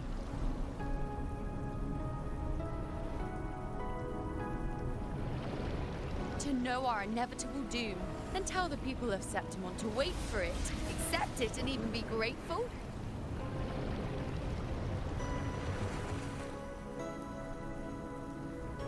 Priestess, what more do you hope to achieve? Priestess, what more can you do? Haven't you already seen it all, plain as day? Haven't you seen it countless times already? Haven't you already viewed the answer? Yes, I saw it. A clear, undeniable future. I know. All I need to do is convince myself this is the final answer.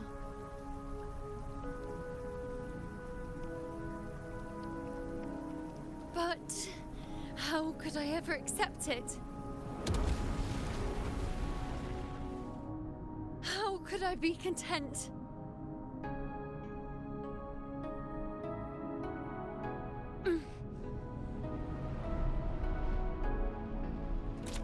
With our very existence being denied like this.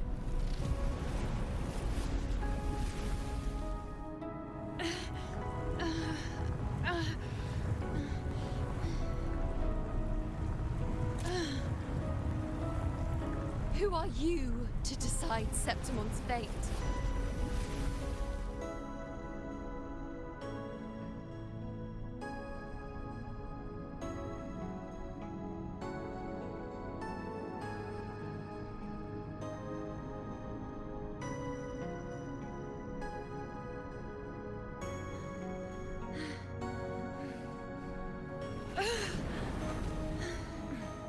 Certainty is just the narrow boundary fate sets for us. The immeasurable, the free. That is where our dignity lies.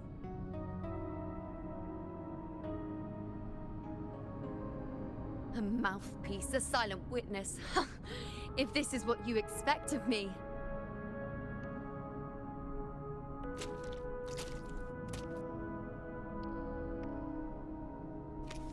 I'll raise my bow and turn fate into a storm of possibility.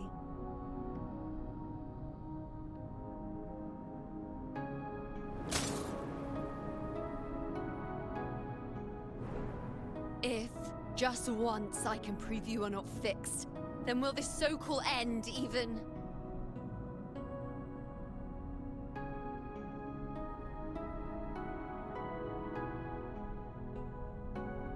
Wait, Priestess Yuno. Are you really going to stand with us against the Dark Tide? You've already seen how it ends, haven't you? Of course.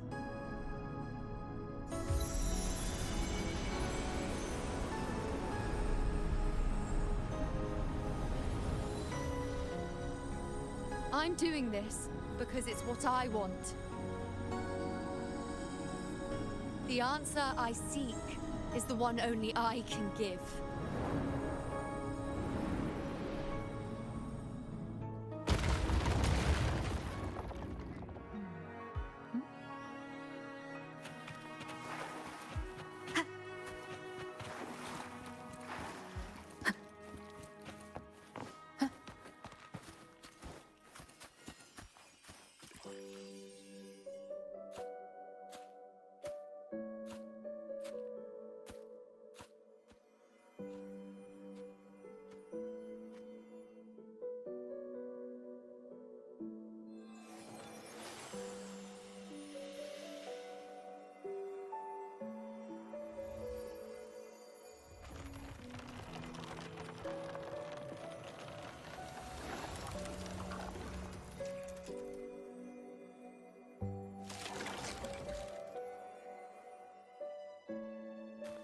The Lenaran bows have grown strong.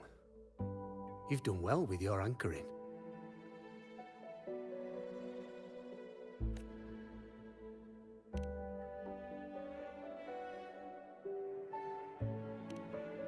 Look at you. A mortal from the real world stumbling into chaos. What else would you be here for, if not to take something back with you? Also, With that thing on your wrist there, isn't it clear? That's how she's been connected to you all this time. Only anchoring explains that. As for your second question, that's even stranger. Along the way, you met priestesses, gladiators, and many others chasing prophecies. Did you ever stop to wonder who they were?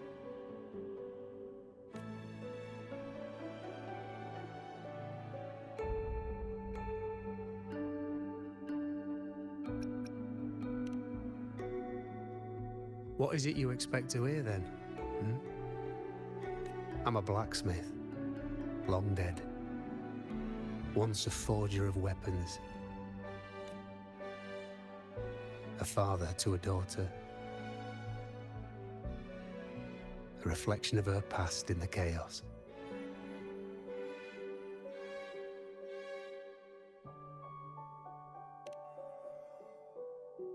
Aye. But just like the question of who I am, that's not the point. What matters isn't me, but you. Isn't that right? You noticed, didn't you? The more you rested near the Lunarum boughs, the more memories and connections manifested into reality. Yuno's spectre became more real, and the boughs grew. But now, chaos has that spectre. After all, it was never truly Yuno, was it? But the Lunarum bough. That's what the two of you built along the way. There'll be no more doors to choose from. You can keep the bough and take it back with you. Find a new spectre to follow. As long as you have it with you, that should be enough. Or do you still want me to forge it into a bow?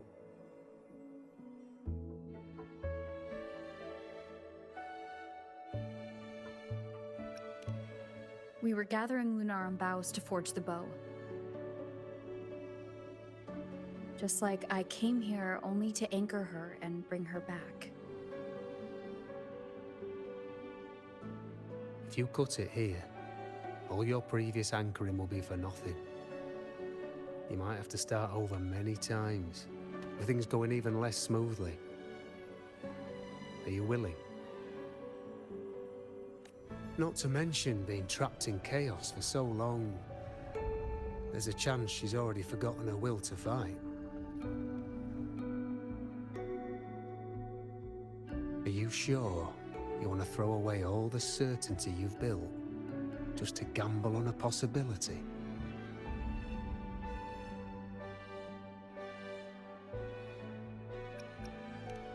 Forgotten to fight? I don't know who you think she is, but the Yuno I know is not someone to give in so easily. She promised we'd meet at the end. As long as Yuno needs a bow, I'll be the one to carry it for her. I always thought you followed the light's guidance. Now I see you reached this point because the light followed you. How could I forget? The greatest archery isn't about hitting the target every time. It's about letting the arrow choose the mark. Wherever it lands, that's where destiny awaits. I've said it before. I forge weapons. If you still want it, I'll forge the bow for you.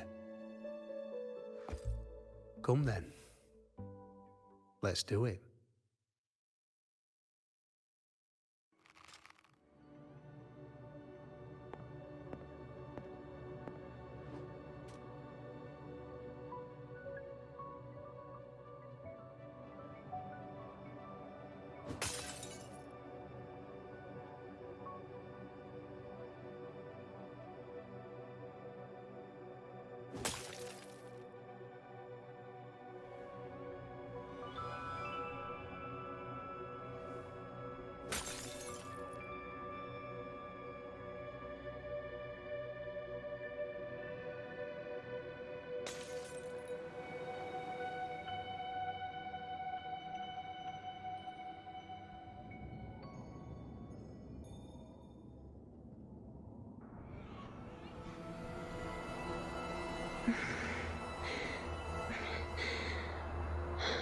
This is...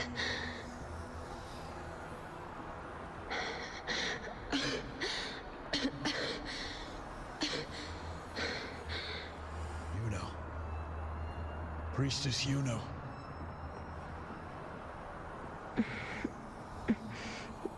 This again. My head spinning, my arms and legs. It's like I'm underwater. So heavy.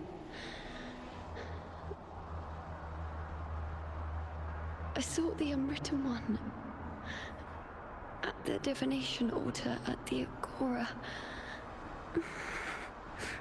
And then... Go back, Priestess Yuno.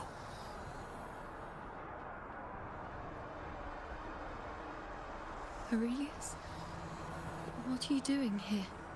Didn't chaos just take me?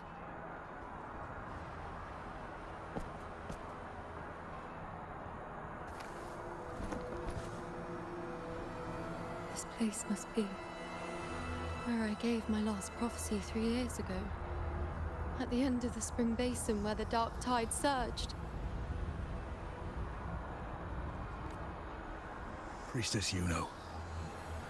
We're already indebted to you for accompanying us on this journey. But you've seen how it ends. Our squad is doomed.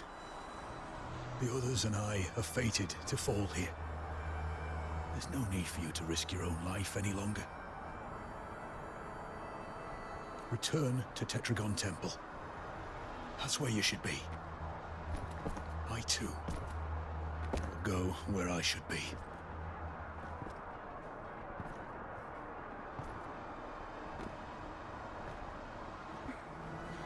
Words fit for the abyss. Don't you dare underestimate me. Where to go, what path to take, that's something only I decide.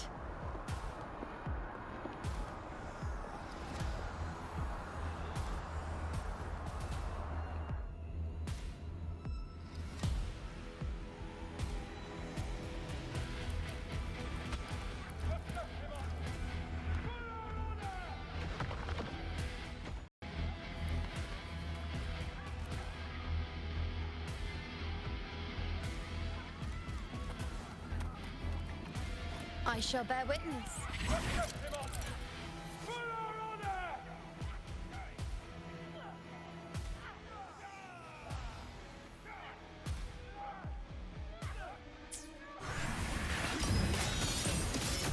On you go. Is that all?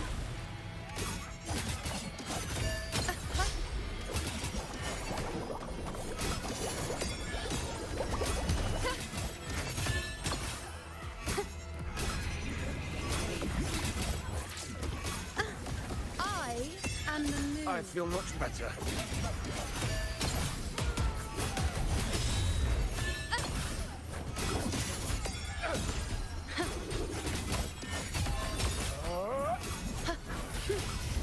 Thank you.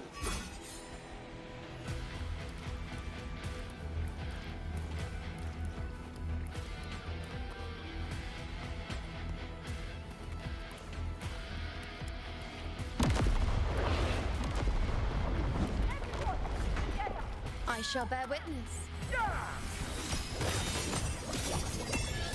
On you go. How dare test me? The insolence! Bow before me. This is nothing.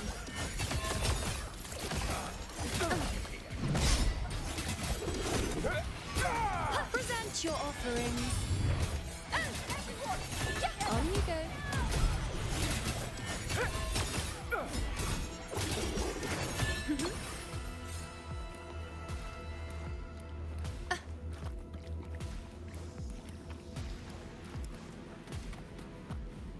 Keep up!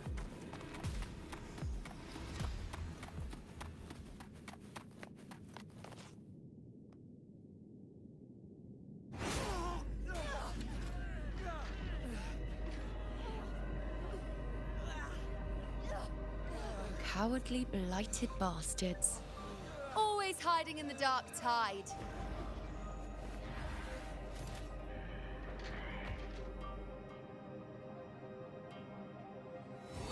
Then I'll send you right back into it!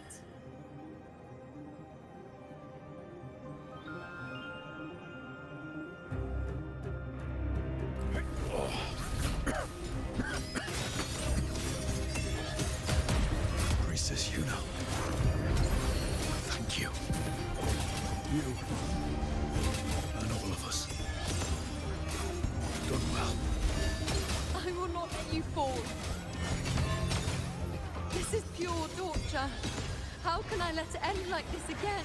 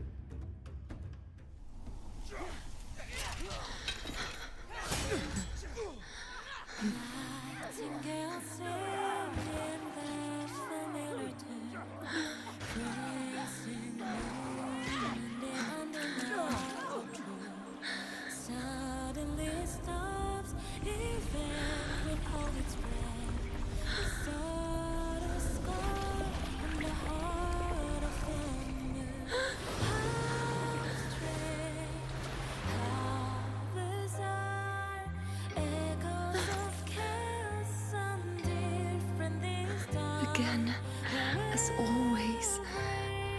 But why would I just stand by and watch you, accept you, complete you?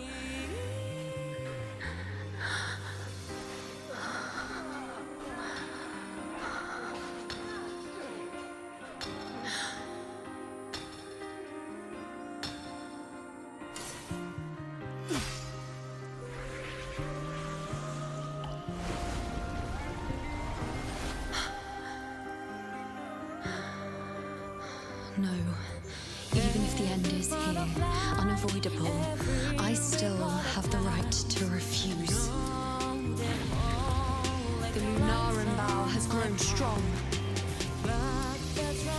From now on, I need no one's guidance. Because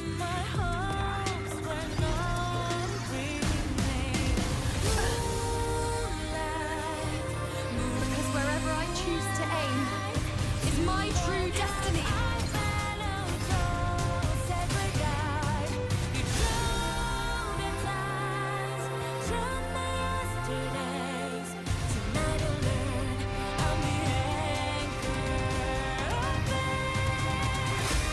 I shall therewith look closely. Before you is it a moon the dark tide can devour? It is a moon I command. Future. I made myself the arrow, so you will answer to me.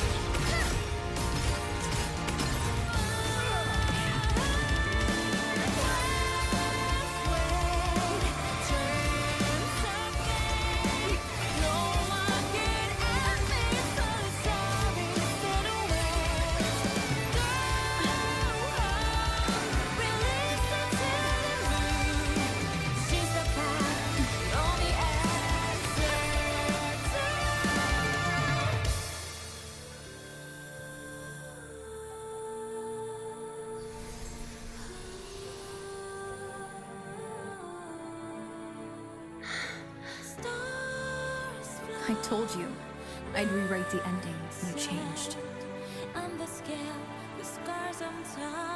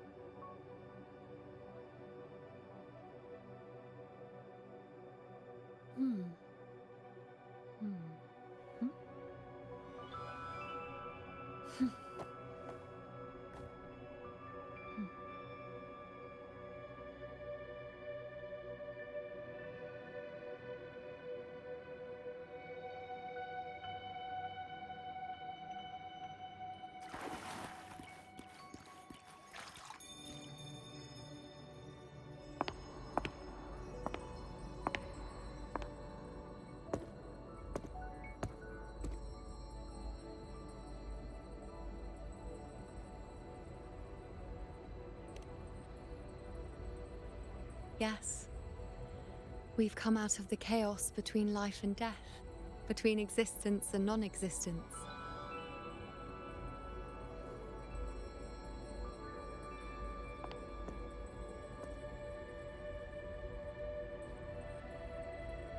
There aren't any guiding traces, no visions of fate's hand. It's just you and me and our own grasp on what's to come. Compared to before, now what we see is...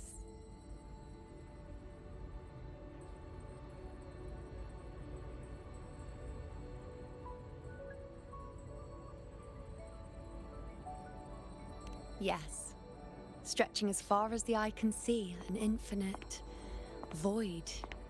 More vast than what I saw within you, or anything I glimpsed in the future. So this is what our changed ending looks like. No longer an indeterminate chaos or a singular answer given by someone, but an infinite sea of possibility awaiting choice. It seems there's nothing, but in truth, there's everything. So this is the true meaning of a void. Now, it's time to leave this place.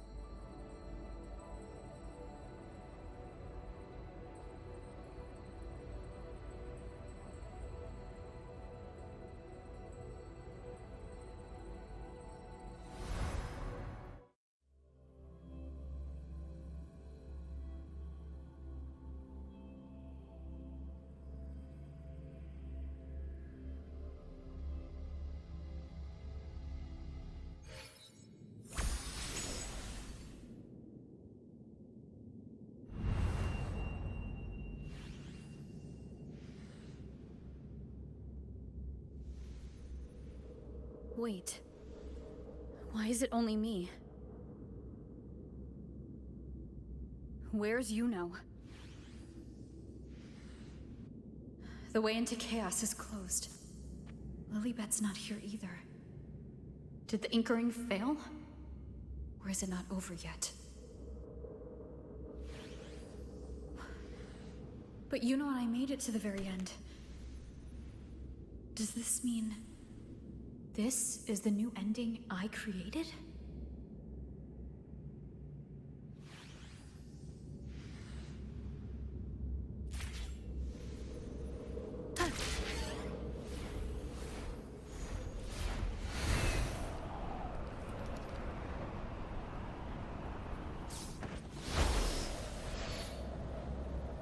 And you, unwritten one? Were I to indulge in a bit of selfishness, you'd forgive me, wouldn't you?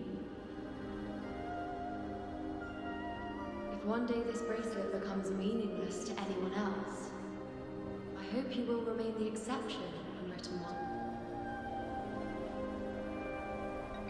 Even I fear being forgotten. A death that shouldn't have happened. Traded for an unforetold victory. A fair deal. But from that distant future, forgetting might prove far easier than remembering. Never mind. In any case, you are not to return it. I won't let go. I don't want to let go. But be careful. Don't get lost in the chaos. And I shall put my best foot forward as well. We shall meet at the very end. I don't see Lilibet anywhere. I'll ask those priestesses over there. It's odd. Don't you think it's odd? Even if we can't see the next part of Septimon's auguries, it still shouldn't be such a white blank. Grandmother Lilibet also said that for the first time, some of her records in Septimon's auguries were rewritten. Yes, it's like there's a whole new part to the story. Huh? Wait, aren't you the one they call the Unwritten One? This is our first time meeting you in person. She returned not long ago, but she was here just now. Oh, I think I know where she went. Underground. I don't know why, but things just keep happening today. Apparently, that Ovidius, locked up below, overheard the priestesses talking about some prophecy and escaped. I think Lilibet must have gone to handle the situation. No, that's not it. Ovidius wasn't being locked up. He chose to stay here. If he wanted to leave, Lilibet wouldn't worry about him. I think she was called away to the celebration. Ah, yes. I saw a girl with 2 blue, or was it black, ponytails. Grandmother Lilibet went to the celebration with her. Ah, that makes sense. It must have started by now then. Before the oration ends, Lilibet would definitely need to be there. Do you know who Yuno is? Yuno? I don't think I've heard that name before. Do you mean that's the girl we're talking about? Apologies, I didn't have a good look at her. We've only just become priestesses. There is much we still don't know about this land. Maybe she was Yuno. If it's important, perhaps you might try looking for her at the celebration.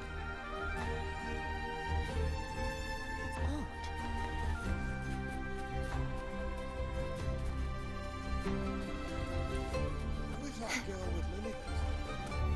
Is she a new priestess?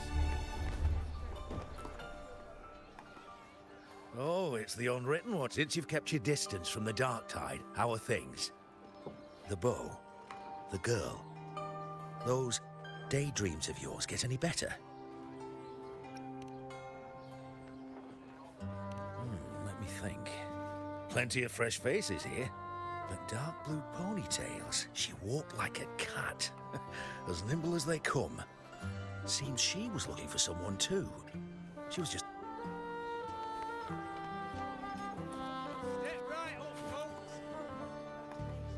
Drinks, fine food, orations, rose bearers milling about. Yes, everything is just perfect. I was just saying how the celebration is nearing its most glorious part. You've come here for more or would you like me to recommend another interesting part of the ceremony?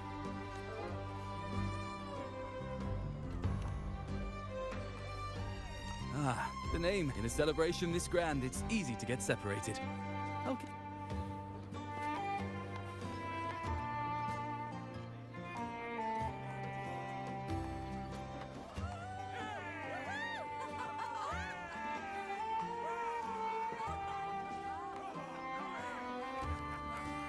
Come on over, toast!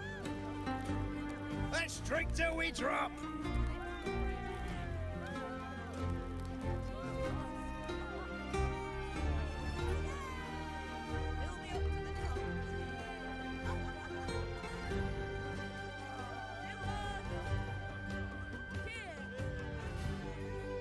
We should just live in the moment and enjoy what we have now. That's more like it.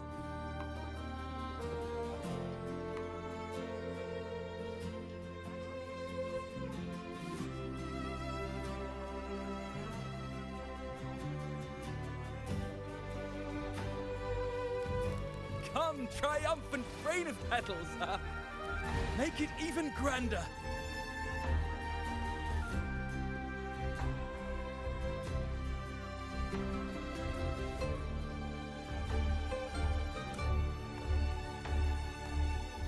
Didn't you tell me we would meet at the very end? Then why can't I find you?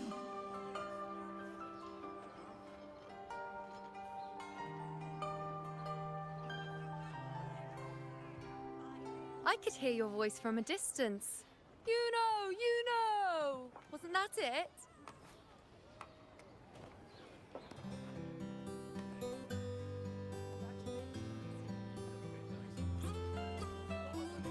Seems like you're in an awful hurry to find someone.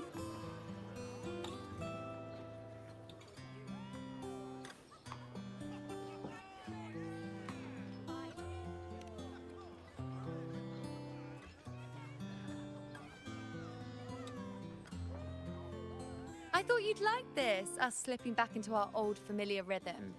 Now you know I'm still me, and yes, I really am back.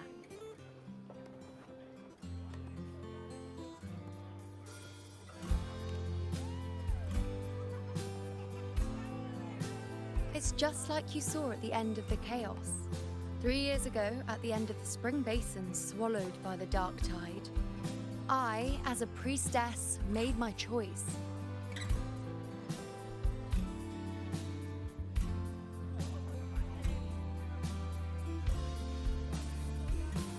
I was so done with just being dragged along by the moon's whims. So I defied fate, severed the path, and became the arrow that struck at destiny itself. After that, I lost the ability to see clear visions of the future. But in return, I gained the power to anchor the Dark Tide's creations. With that, the last prophecy I saw changed slightly. In a squad doomed to fall, one survived. Aurelius.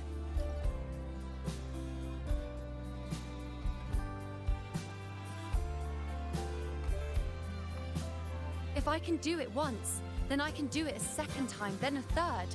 Perhaps one day I can overturn more destined futures.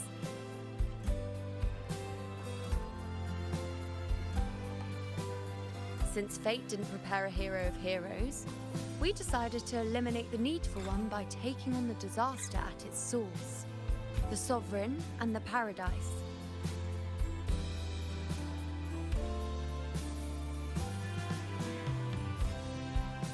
This is the plan Augusta and I made, though I did hide the teeny tiny cost.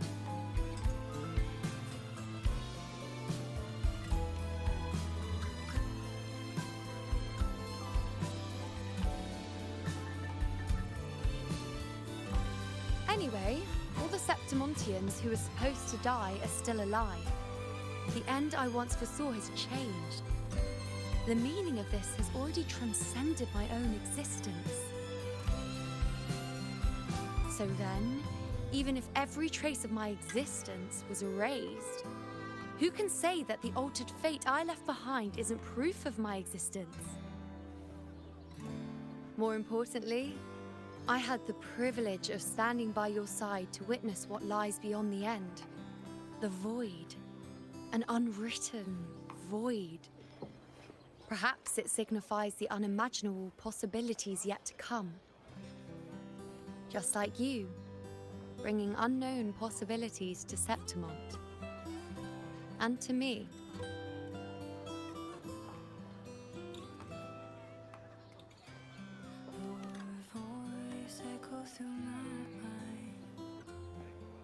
Why? Sacrificing myself? Or just trying something I'm not sure about?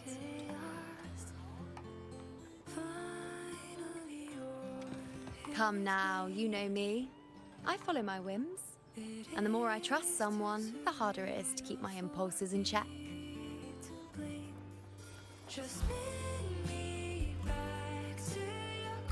I'm not one to make promises I can't keep. But I'll promise you this. If there is a next time, you'll be the first to know.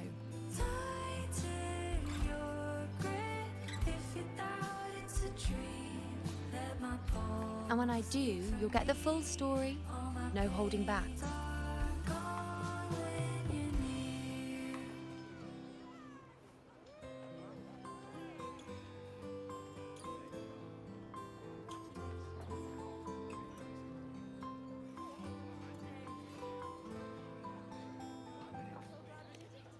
I've run into a few friends since being back.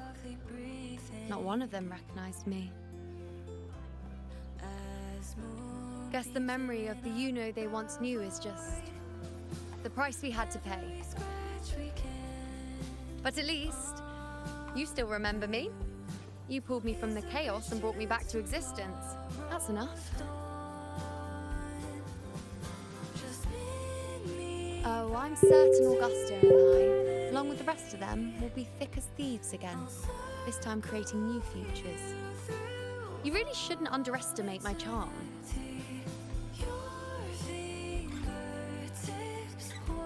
Oh, yes, and this bracelet. This is the second time I've given this to you. Never mind the first time, but I wouldn't refuse the second time if I were you.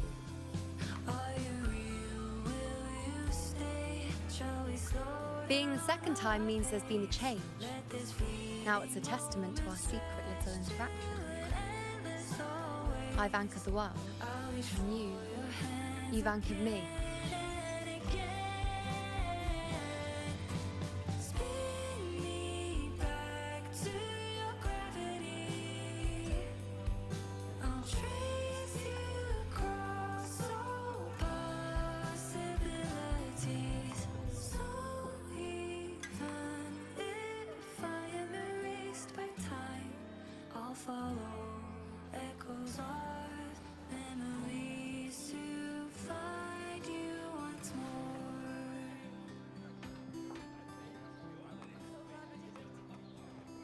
As for any matter pertaining to me, what you saw in the chaos and what transpired, do not breathe a word of it to another soul. Understand?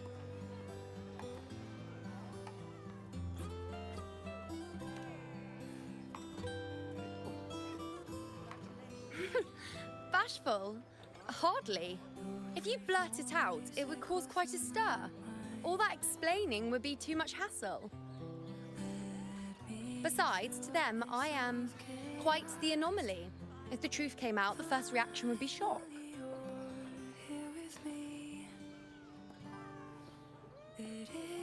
Well, then again, this is a perfect opportunity to start anew.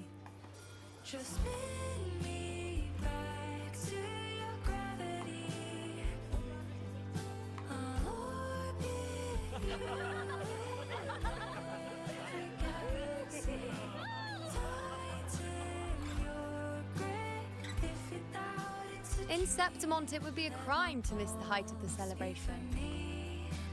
After fighting side by side, we share honey and wine under a rain of petals, drinking to our heart's content. Surely you've heard of this little tradition of ours, haven't you, unwritten one? Come on, let's go, together, to be drenched in those rose petals that smell of glory and triumph.